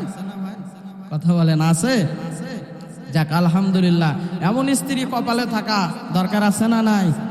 অবশ্যই দরকার আছে। তার কারণ নবীজি বলেছেন, হুন্না লিবাসুল লাকুম ওয়া আনতুম লিবাসুল লাহুন। স্ত্রী হলো স্বামীর পোশাক আর স্বামী হলো স্ত্রীর কি? পোশাক। পোশাক এত দামি জিনিস। কিছু মানুষ আছেন স্ত্রীর তরকারির মধ্যে অল্প একটু লবণ কম হইলে, এ সকিনার মেয়ে কোন ধান্দা নিয়ে তরকারি কাটিস, কোন ধান্দা নিয়ে তরকারি বানাস, তরকারির মধ্যে লবণ কেন কম হয়েছে? এমন যুবক আছে না নাই? ভাই এই তরকারি দেয় একটু আপনি নিয়ে দেখেন যে কত কষ্ট, ঠিক কিনা বলেন? আপনাকে যে মহব্বত করে ভালোবেসে প্রত্যেক দিন তরকারি রান্না করে খাওয়াইতেছে, লবণ একটু কম বেশি হইতেই পারে, ঝাল একটু কম বেশি হইতেই পারে। আপনি যদি নবীজির সুন্নাহ মেনে নিতেন, নবীজি কোনোদিন কোনো স্ত্রীর তরকারিকে, পাক করা তরকারিকে বলেন নাই যে ভালো হয় নাই, ঠিক কিনা বলেন? লবণ কম হইলেও বলে নাই যে লবণ কম হয়েছে, ঝাল কম হইলেও বলে নাই যে ঝাল কম হয়েছে। নবীজি বলেন, এত কষ্ট করে আমার বিবিরা তরকারি কাটলো, তরকারি রান্না করলো, এরপরে মাখলো, এরপরে আমার কাছে নিয়ে আসলো। আমি যদি সেই মানুষদেরকে বলি যে তোমার তরকারি ভালো হয় নাই, সে তো মানুষ, সে কতই না কষ্ট পাবে আর কতই না সে মনে মনে দুঃখ পাবে, ঠিক কিনা বলেন? কি ভাই কথা বুঝাইতে পেরেছি? এজন্য রাজি আছেন স্ত্রীদেরকে এই বিষয়ে মুক্তি দিবেন? রাজি আছেন? রাজি আছেন না? পর্দার আলারের মা বোনেরা আমার উপর খুশি হচ্ছে, ঠিক কিনা বলেন? বলতেছে হুজুর আজকে একটা মেন সাবজেক্ট ধরেছে, তাই না? যেন বলে ঠিক কিনা? এগুলো তো ভাই আমরাই বলবো, ঠিক কিনা বলেন? আমরা বলবো, আমাদেরকে গালি দিলেও বলবো, বকা দিলেও বলবো, আবার মহব্বত করলেও আমরাও এগুলো বলেই থাকবো, ঠিক কিনা বলেন? এরা নবীজির উম্মত। তাহলে হানজালা রাদিয়াল্লাহু তাআলা আনহুর লাশ আল্লাহ কোথায় নিয়ে গেছেন? কথা বলেন, কোথায়? আপনারা কি চান আপনাদেরকে এমন সম্মান দেওয়া হোক? এখানে অনেক যুবক আছেন, আজকে যদি বলি ও যুবক দাঁড়িয়ে রাখুনি কেন? যুবক বললে আমি এক মাইয়াকে ভালোবাসি, ওই মাইয়া আমাকে শর্ত দিয়েছে যদি গালে দাঁড়িয়ে রাখো তোমাকে চাচা চাচা লাগে, তোমার সঙ্গে আমার লাভ ম্যারেজ হবে না। আছে না নাই? জোরে বলেন, আছে না নাই? যুবকদেরকে বলে যায়, এ ঠাকুরগাঁয়ের যুবক খেয়াল করে দেখো, আমি ফিরোজ কবির হুজুরও বিয়ে করেছি, মনে হয় তোমাদের চাইতে ভালো বউ পেয়েছি, কারণ আমারও তো গালের মধ্যে দাঁড়িয়ে আছে, আমারও মাথার মধ্যে টুপি আছে, আমার শরীরের মধ্যে জুব্বা আছে, কই আমার আল্লাহ তো আমাকে খারাপ বউ দেয় নাই, ঠিক কিনা বলেন? এইরকম খোঁজ নিয়ে দেখো, যত হুজুর আছে হুজুরদের বউ সবচেয়ে সুন্দর এবং হুজুরদের বউরা সবসময় ভালো পরিবেশে থাকে, ঠিক কিনা বলেন? তাহলে ঠাকুর গায়ের যুবক, তুমি কেন দাঁড়িয়ে রাখতে পারলা না? তুমি কেন টুপিটা পড়তে পারলা না? তুমি বলো টুপি পরলে আমাকে লজ্জা লাগে, মানুষেরা আমাকে গালাগালি করে, আজে বাজে কথা বলে। আমি বলবো তোমার অন্তরের মধ্যে নবীজির মহাব্বত নাই, নবীজির ভালোবাসা নাই, এই জন্য মানুষের গালাগালি, মানুষের গন্ধা ঘোষাকে তুমি মেনে নিয়েছো, আর আমার নবীজির সুন্নাহকে তুমি দূরে সরে দিয়েছো। ঠিক কিনা বলেন? এইবার আল্লাহর বান্দা নবীজির আশিক হানজালা, এইবার হানজালার লাশ স্ত্রী দেখার জন্য পাগল পারা হয়ে গেল। নবীজিকে বলতেছেন, ও নবী, আমার মনটা কি একটু চায় না যে আমার স্বামীকে আমি শেষ সময় একবার দেখব? আল্লাহ যদি আসমানে উঠাইয়া নেয় তাহলে আমি তার স্ত্রী কেমনে দেখব? এইবার স্ত্রীর আহাজারি দেখে আমার আল্লাহর কুদরতি অন্তরের মধ্যে জোশ মেরে দিয়েছে। আল্লাহ বলেন, ও ফেরেশতার দল, যাও যাও, আমার নবীজির সাহাবীকে আমি সম্মান করে হাউজে কাউসারের পানি দিয়ে গোসল করাইছি। এইবার আমার নবীজির সাহাবীকে আমার নবীজির সামনে হাজির করে দাও। নবীজির আপন চাচা হামজার কাছে হানজালার লাশটাও তোমরা নিয়ে যাও। এইবার হানজালা রাদিয়াল্লাহু তাআলা আনহুর লাশটি ফেরেশতার দলেরা এইবার হানজা রাদিয়াল্লাহু তাআলা আনহুর লাশের কাছে নিয়ে গিয়ে রাখলেন। খাটনি সহ আসমান থেকে ৭৪,০০০ ফেরেশতারা সুন্দর পরিবেশে লাশটা নিয়ে আসতেছেন। এইবার হানজালার স্ত্রী দেখেন যে হানজালা এমন ভাবে শহীদ হয়েছে, মনে হয় হানজালার চেহারাটা নূরের আলোর মতো আলো চমকাইতেছে। জোরে বলি সুবহানাল্লাহ। হানজালার স্ত্রী এইবার নবীজিকে বলতেছেন, ইয়া রাসূলুল্লাহ, ইয়া হাবিবাল্লাহ, হানজালার চেহারা আমি দেখেছি, তবে আমার একটা শর্ত, আমার বিবাহ, নতুন বিবাহ, আমি তার স্ত্রী, আমার অনেক হক ছিল, আমি তাকে ক্ষমা করে দিয়েছি। যেহেতু আপনার ভালোবাসায় উহুদের ময়দানে শেষে শহীদ হয়ে গিয়েছে, আমার একটাই দাবি, কাল কিয়ামতের ময়দানে আমি যেন হানজালার সঙ্গে জান্নাতে থাকতে পারি। জোরে বলি মারহাবা। কান্দিয়া কুলো রে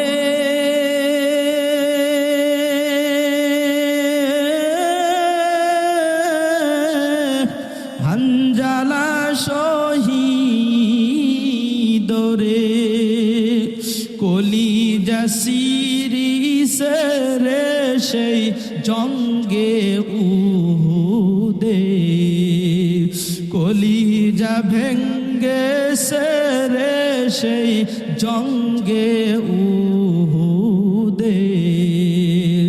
নবীর এক সাহাবী ছিলেন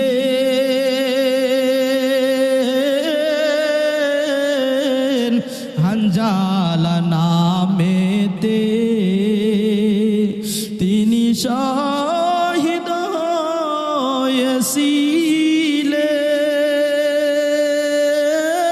হয়েছিলেন বিবাহের রাত রীতে রে গিয়ে জঙ্গে উহুদে।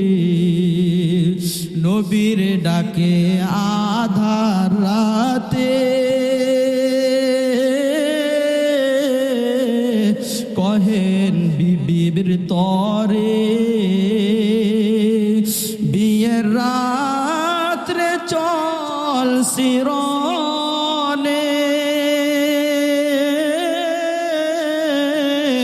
বিদায় দাও আমার রে, যাব জঙ্গে উহুদে। হাত তুলে স্ত্রী বলে, আল্লাহর দরবারে বিয়ের রাত্রে নব স্বামী,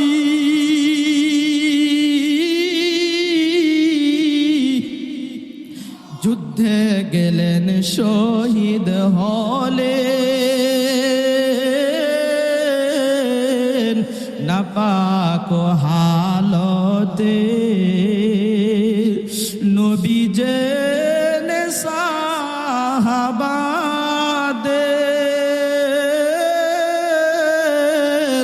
বলেন গোসল দিতে রে সেই জঙ্গে উহুদে। অমনি গাইবি আওয়াজ নবীজি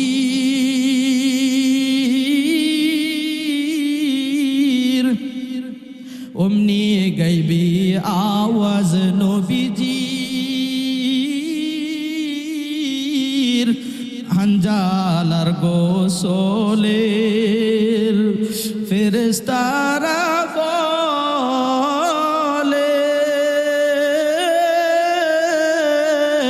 হানজালার গোসলরে হবে জান্নাতের পানিতে। জোরে বলি আল্লাহু আকবার, আর একবার জোরে বলি না আল্লাহু আকবার। তাহলে আল্লাহ নবীজির সাহাবী হানজালা যদি বিবাহের নতুন বিবাহ করে স্ত্রী ছেড়ে নবীজির জন্য জীবন দিতে চায়, আজকে আমরা বাংলার জমিনে সময় পেয়েছি, ফেসিবাদ মুক্ত হয়েছে। নবীজির সাহাবী হানজালা আল্লাহর দিনকে প্রতিষ্ঠিত করার জন্য উহুদের ময়দানে নবীজির কাছে গিয়ে ঝাঁপায়া পড়ে জীবন দিয়েছে। আজকে ঠাকুরগাঁয়ের যুবকদেরকে দেখতে চায়, কারা কারা রাজি আছো আল্লাহর দিনের জন্য? যদি আলেমরা ডাক দেয় যে আমরা দিন কায়েম করতে চাই, আমরা আল্লাহর দিনের শাসনে জমিনে চালু করতে চাই, কারা কারা রাজি আছো? দু হাত তুলে টান টান করে আল্লাহকে দেখায়া দাও। উঠান, দু হাত টান টান করে আল্লাহকে দেখান। কেউ হাত নামাবেন না, বলেন মাথার উপরে কল্লা কয়টা? মাথার উপরে কল্লা কয়টা? জীবন কয়টা? মরতে হবে কয়বার? মাথার উপর কল্লা যদি একবারই থাকে, একটাই থাকে, জীবন যদি একটাই হয়, তাহলে এই জীবন এবং এই কল্লা আল্লাহর দিনের জন্য আমরা দিতে রাজি আছি, ঠিক কিনা বলেন? এবং আল্লাহর দিনের বিজয়ের জন্য এই মস্তক, এই মাথা, এই দেহবটি আমরা সকলে দিতে রাজি আছি। জোরে বলি আল্লাহু আকবার। এর জন্য যদি জীবন দিতে হয়, জীবন যে আমার পরে আর কোনো নবী নাই, ঠিক কিনা বলেন? নবীজির পর আর কোনো নবী আছে? আছে? খাতামান নবিয়্যিন, ঠিক কিনা বলেন? লা নবিয়্যা বাদি, আমার পরে আর কোনো নবী। যারা নবী দাবি করবে তারা কাফের নাকি বলেন না ইমানদার? তারা কি কাফের? রাজি আছেন তো ইনশাআল্লাহ? নাকি ওই দলের লোক আছেন মিস কল মারতেছেন অনেকেই যে হুজুর আজকে বাড়ির দিকে যাক, ধরবো না? আছেন নাকি কেউ? আমি কি সেই হুজুর? ভয় করি?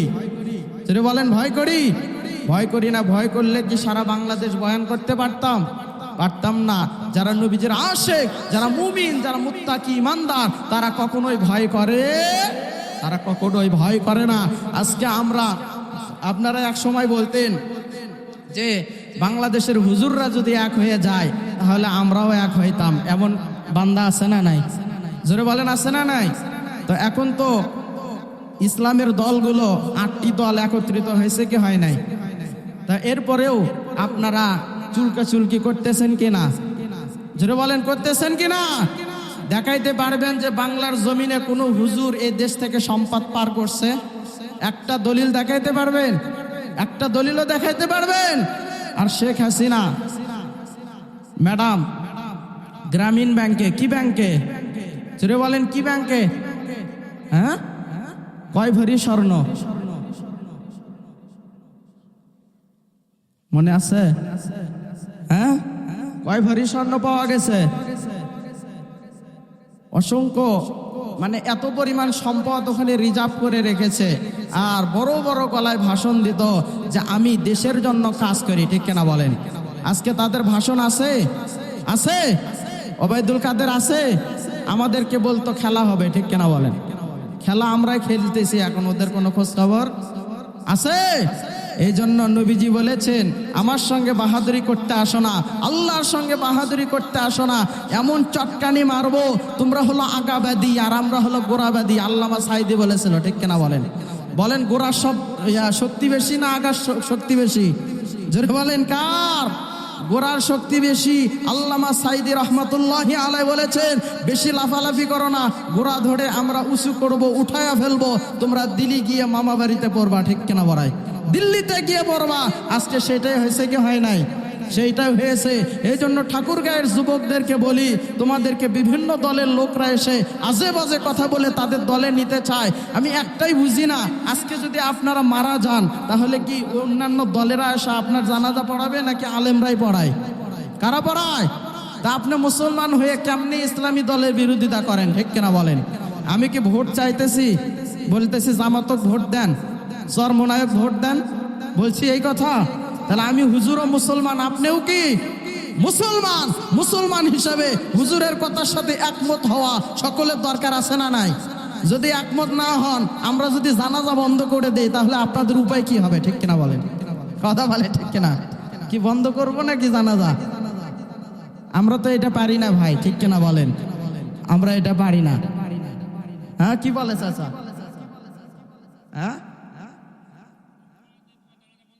হ্যাঁ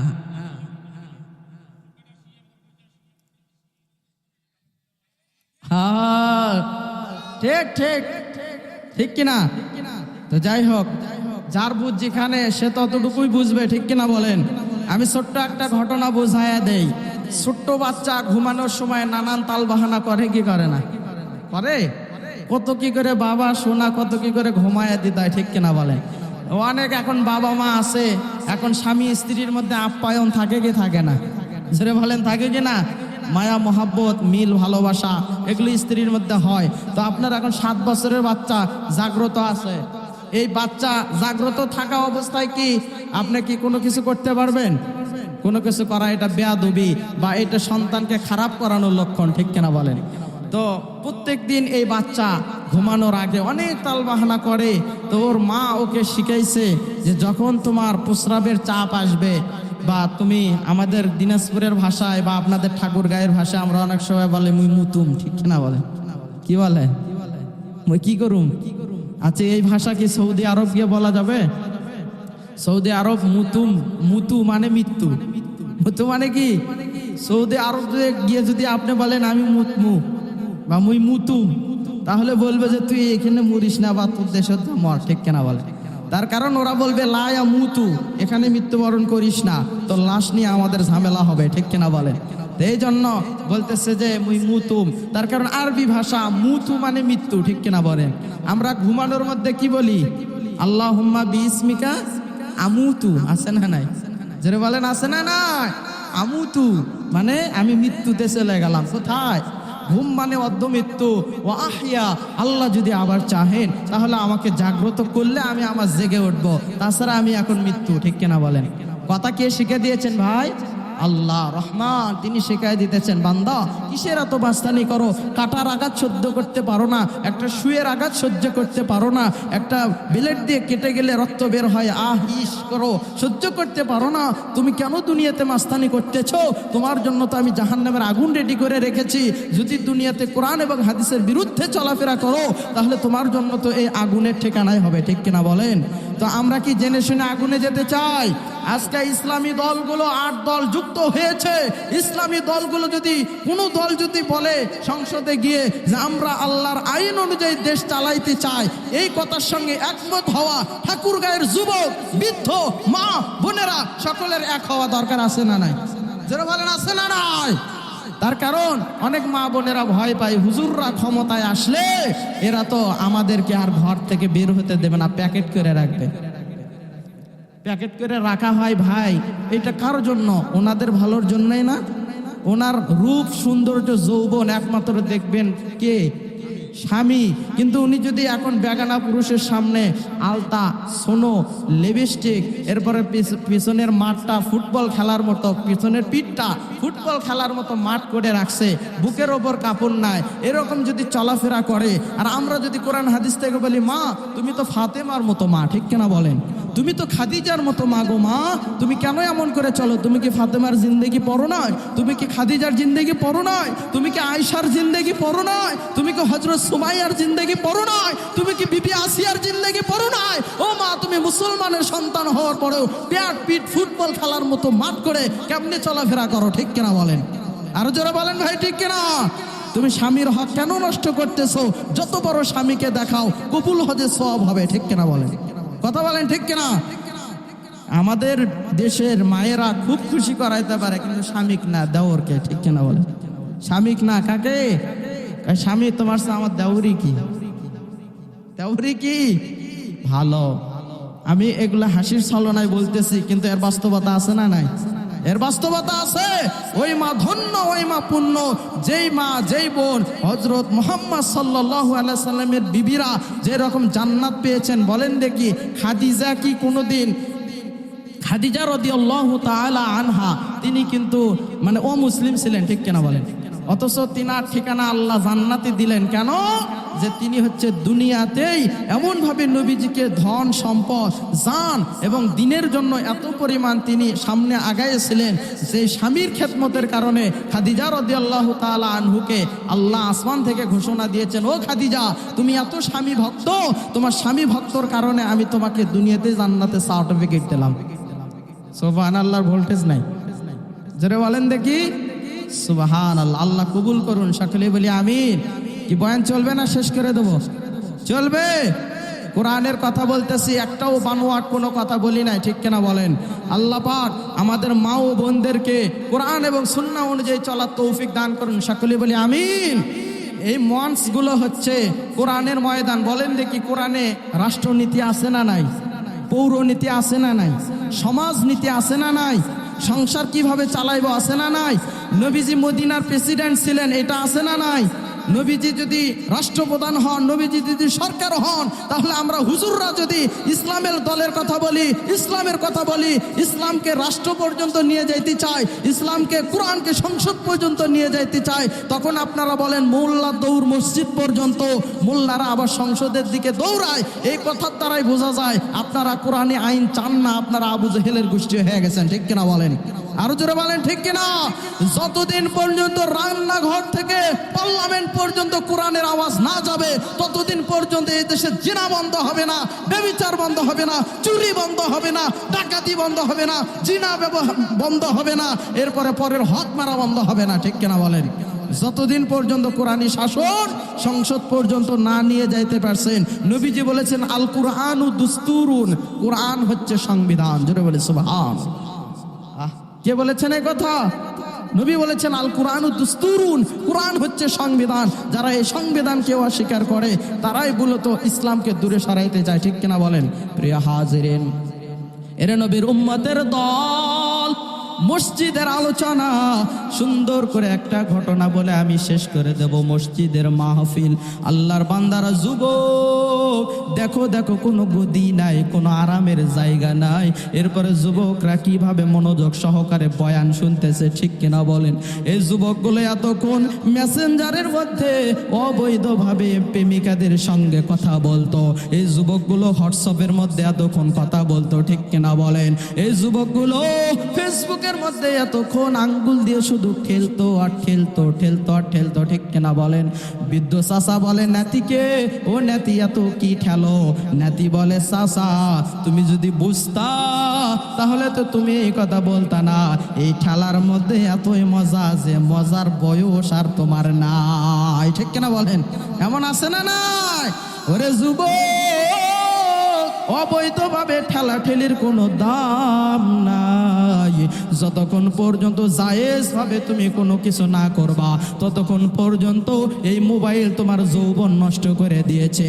এই মোবাইল তোমাকে মা বাবার সঙ্গে খারাপ আচরণ করা শিখাইছে। এই মোবাইল তোমাকে লেখাপড়া বাদ দিয়া অল্প বয়সে ঠাকুর গায়ে গিয়ে দোকানে দোকানে কাজ করা শিখাইছে, ঠিক কিনা বলেন? আরো জোরে বলেন, ঠিক কিনা? এই জন্য মা বাবাদেরকে বলে যেতে চাই, সন্তানদের হাতে মোবাইল দিবেন না। যদি মোবাইল না দেওয়ার কারণে বলে আমি আত্মহত্যা করব, বলবেন যে কর গিয়ে, তোর মতো সন্তানের আমার দরকার নাই। তার কারণ তুই মোবাইলের মাধ্যমে যত অবৈধভাবে সম্পর্ক করবি, আমি যদি আমার হালাল টাকা দিয়ে মোবাইলটা কিনে দেই, তাহলে এরও অর্ধেক পাপ আমার ভাগে নিয়ে চলে আসবে, ঠিক কিনা বলেন? তার কারণ ওই সন্তানের দরকার নাই যে সন্তান মোবাইল না কিনে দিলে বাবা বলতে চায় না, যে সন্তান মোবাইল না কিনে দিলে মা বলতে চায় না। আজকে মোবাইলের কারণে দেখা যায় এক রশির মধ্যে দুই প্রেমিক এবং প্রেমিকার লাশ, ঠিক কিনা বলেন? আরো জোরে বলেন ঠিক কিনা? এই মোবাইল সমাজ খাইছে, যুবকের চরিত্র খাইছে, যুবককে নষ্ট করেছে, যুবককে নামাজ থেকে বিরত রেখেছে। মসজিদের মধ্যে বৃদ্ধ মানুষগুলো দাড়ি পাকা 2-4 জন শীতের মধ্যে যায় কাতরায়, ঠিক কিনা বলেন? কেন যায়? আর সেক্রেটারি আর সভাপতি যা বসে আছে, সেক্রেটারি জিজ্ঞাসা করলে বলে আমি মসজিদের সেক্রেটারি না আসলে কি মনে করে তাই আসছি, ঠিক কিনা বলেন? সভাপতি বলতেছে আমি মসজিদের বড় একটা দায়িত্বে আছি, আমি যদি নামাজে না আসি তাহলে মানুষ খারাপ বলবে। ইমামকে বলতেছে ইমাম আমি তো চাকরি করি, আমি যদি নামাজ পড়তে না আসি তাহলে তো আমার চাকরি থাকবে না, ঠিক কিনা বলেন? এরকম নামাজি হইলে কি হবে? হবে না। আল্লাহ আমাদের যুবকদেরকে হেদায়েত দান করেন, সকলেই বলে আমিন।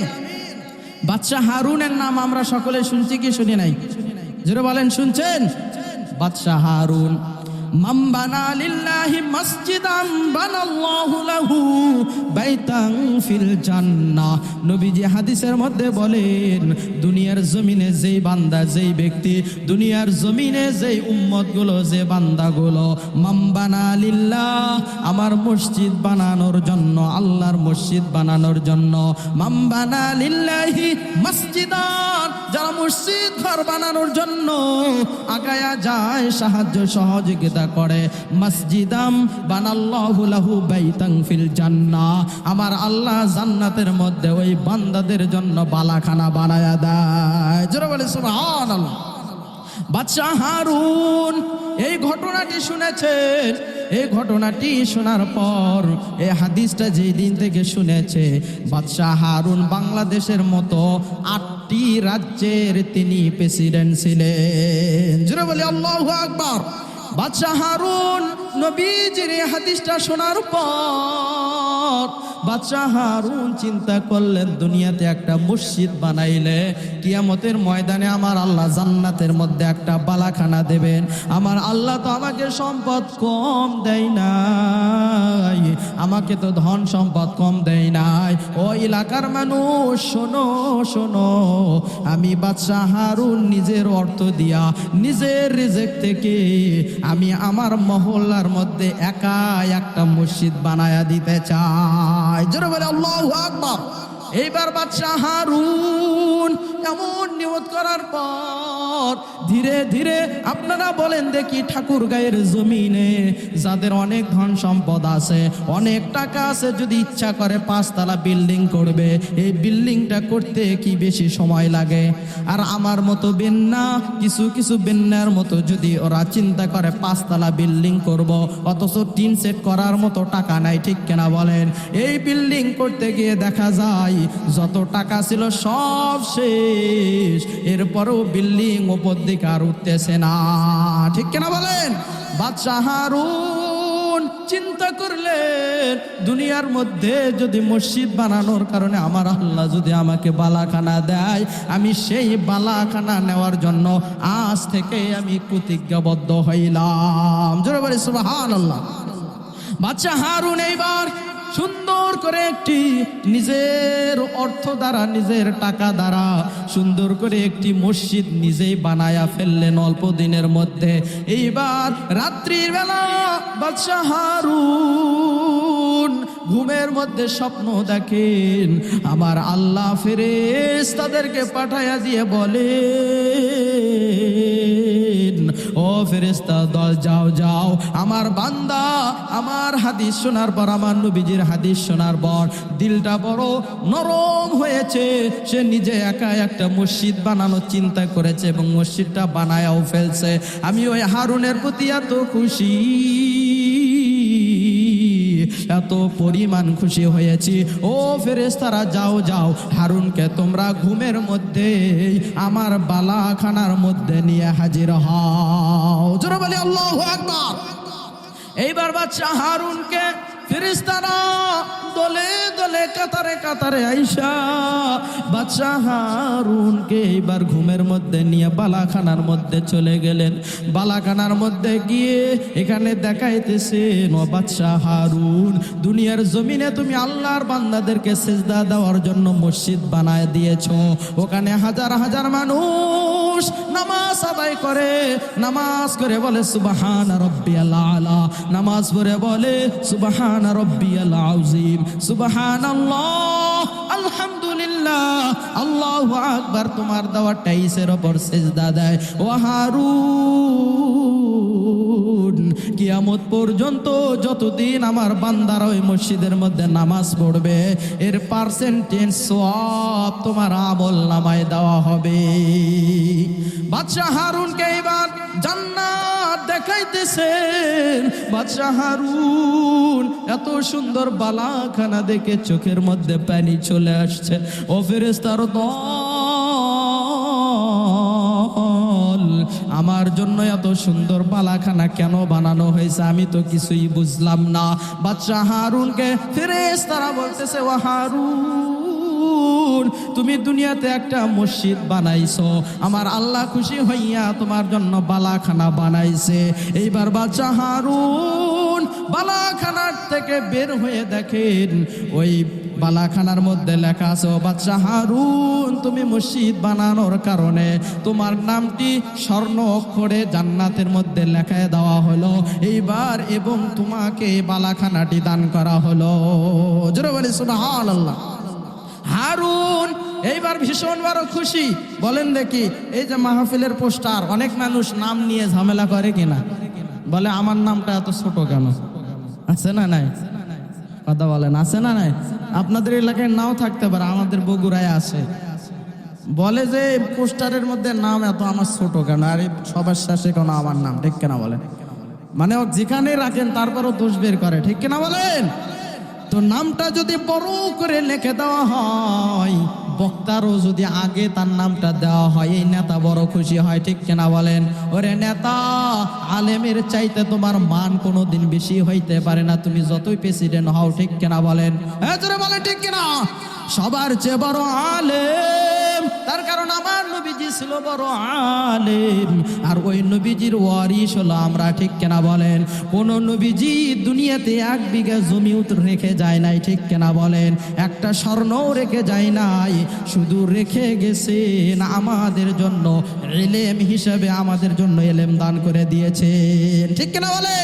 তাহলে নবীরা যদি উম্মতের জন্য স্বার্থপর হইতো, তাহলে তো তারা জমি জমা করত, ভোগ বিলাসিতা করব, তা তো কখনো করে নাই।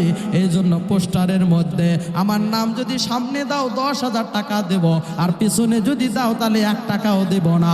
এর মতো বেঈমানকে পোস্টারের নাম দেওয়ারই কোনো দরকার ছিল না, ঠিক কিনা বলেন? আরো জোরে বলেন, ঠিক কিনা? প্রিয় এলাকাবাসী, ও ঠাকুরগাঁয়ের যুবক, বাদশা হারুনের নামটা আমার আল্লাহ নিজেই লেখাছে নাকি হারুন লিখতে বলেছে? কথা বলে না? কে লেখাইছে? হারুনের নামটা আমার আল্লাহ খুশি হয়ে নিজেই লিখেছে। তুমি যদি বড় নেতা হও, মানুষের যদি উপকার করো, মানুষের বিপদে যদি আগায় আসো, ঠাকুরগাঁয়ের যুবকেরা তোমাকে এমনি সম্মান করে সামনে নাম দেবে, তোমাকে বলতে হবে না আমি মেম্বার, আমি চেয়ারম্যান, আমি বড় নেতা, আমার নামটা সামনে দাও, ঠিক কিনা বলেন? যারা চেয়ে সম্মান নেয় তাদেরকে সম্মান করা যায়, আর যারা চেয়ে সম্মান নেয় না তাদেরকে সম্মান করতে হয়, ঠিক কিনা বলেন? এরে যুবক ভাই, বাদশা হারুনের নাম বালাখানার মধ্যে দেখা বাদশা হারুন চোখের পানি ফেলে কাঁদতেছেন। আল্লাহ, আমার নামটা আপনি এত সুন্দর করে লিখছেন, আমি তো মনে করেছিলাম আমার আল্লাহ ওয়াদা দিয়েছেন, কিন্তু কোনো দোষের কারণে যদি আমাকে বালাখানা না দেয় তাহলে তো আমার করার কিছুই নাই, ঠিক কিনা বলেন? এরপরেও আমাকে সম্মান করে আপনি আমার নাম দিয়েছেন। এইবার বাদশা হারুন খুশি হইয়া সামনের দিকে যাইতেছেন। সামনের দিকে গিয়ে দেখেন যে বালাখানাটি দেখেছে ওই রকম আরো একটি বালাখানা তার সামনে বানানো। জোরে বলে আল্লাহু আকবার। এইবার বাদশা হারুন চিন্তা করলেন, আয় আল্লাহ, আমার জান্নাতের মতো আরো একটি জান্নাত দেখতেছি, এটাই আমার জান্নাত। কিন্তু না না, ওই বিল্ডিং এর মধ্যে দেখেন বাদশা হারুন লেখা নাই, ওই বিল্ডিং এর মধ্যে লেখা আছে হচ্ছে আহমদ। জোরে বলি আল্লাহু আকবার। কি লেখা আছে? আহমদ লেখা আছে। এইবার বাদশা হারুনকে আল্লাহ বললেন, ও হারুন, তুমি একটা মসজিদ বানাইছো, তোমাকে একটাই বালাখানা দিয়েছি, সুতরাং তুমি ওই বালাখানার দিকে আর তাকাইও না, তোমার এলাকায় গিয়ে তালাশ করো তোমার মতো আল্লাহর ঘরে আর কে কে সাহায্য করেছে, ওই ব্যক্তির জন্য আমি আর একটি বালাখানা রেখেছি। জোরে বলি সুবহানাল্লাহ। কিন্তু বাদশা হারুন যখন মসজিদ বানায় তখন বলেছিল, আমি একাই করব, এলাকার কোনো মানুষ 1 টাকাও দিতে পারবেন না। জোরে বলি আল্লাহু আকবার। তো যেহেতু নিষেধ করেছেন, সেহেতু উপনে আর কেউ দান দিতে যায় নাই, ঠিক কিনা বলেন? যেহেতু ওনার এবিলিটি আছে, একাই করে দেবে, তাতে কোনো সমস্যা নাই। বাদশা হারুন এইবার এলাকার মধ্যে আইসা সমস্ত গরিব দুঃখীদেরকে দাওয়াত করে খাওয়ালেন। খাওয়ানোর পরে আমি যেমন বয়ান করতেছি তেমনই ভাবে বাদশা হারুন তার এলাকার মানুষদেরকে বলতেছে, ওই এলাকাবাসী, তোমাদের মধ্যে কি কেউ আসো, আমি যে মসজিদটা বানাইছি মসজিদের মধ্যে কোনো অনুদান দিয়েছ? এইবার সবাই বলে, না না, আমরা তো কেউ কোনো অনুদান দেই নাই, আপনি তো একাই মসজিদ বানাইতে চেয়েছেন, এই জন্য আমরা কেউ ভয়ে আগায়া যাই নাই। এইবার একটা মানুষ ওই ময়দানের মধ্যে মাথা সাপো করে বসে আছে, কোনো কথা বলে না। জোরে বলি আল্লাহু আকবার। একটা মানুষ কাল্লা সাপো করে বসে আছে, কোনো কথা নাই, তার মানে বোঝা যায় সমস্যা আছে না নাই? যারা বলেন আছে না নাই? বাদশা হারুন এইবার চিন্তা করলেন, এইবার ওই ব্যক্তিকে জিজ্ঞাসা করলেন, ও আল্লাহর বান্দা, তোমার নামটা কি, বলো দেখি, তুমি কেন কথা বলো না? সবাই তো বললো যে কেউ দান করে নাই, কিন্তু তুমি কেন কথা বলতেছো না? তোমার নামটা জানতে চাই। তার কারণ বাদশা হারুন বালাখানার মধ্যে নাম দেখে আসছে, কি আসে নাই? আসছে কি আসে নাই? নাম দেখে আসছে।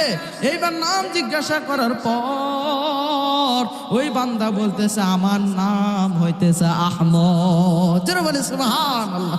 এইবার বাদশা হারুন আল্লাহর বান্দাকে ধমক দিতেছে যে, আমি তো আল্লাহর ঘর একাই বানাতে চেয়েছিলাম, তুমি আবার আমার ঘরের মধ্যে কখন কি দিলা, আমি তো দেখি নাই, ঠিক কিনা বলেন?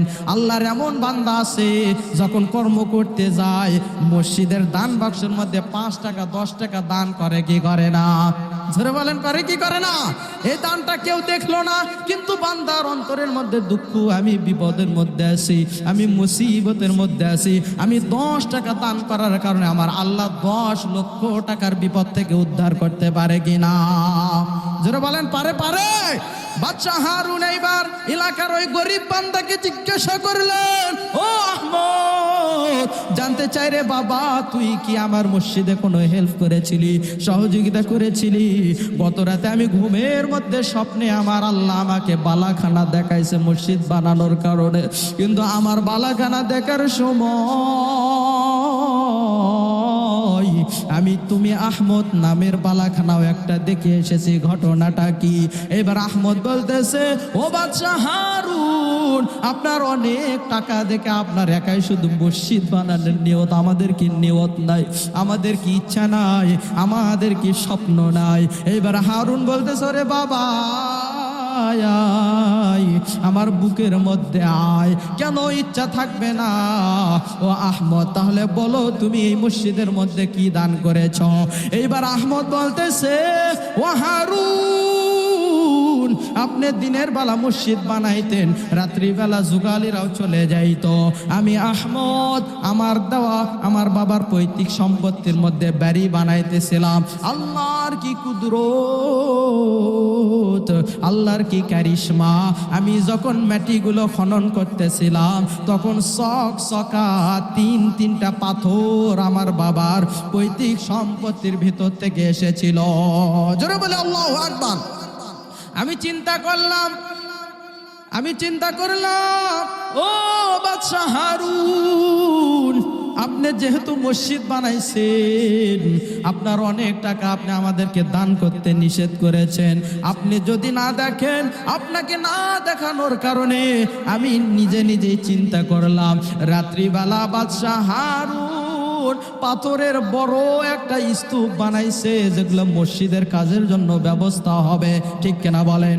আমরা মসজিদের কাজের জন্য ইট খোয়া বালি এক জায়গায় রাখি কি রাখি না? টাইলস গুলো এক জায়গায় রাখি কি রাখি না?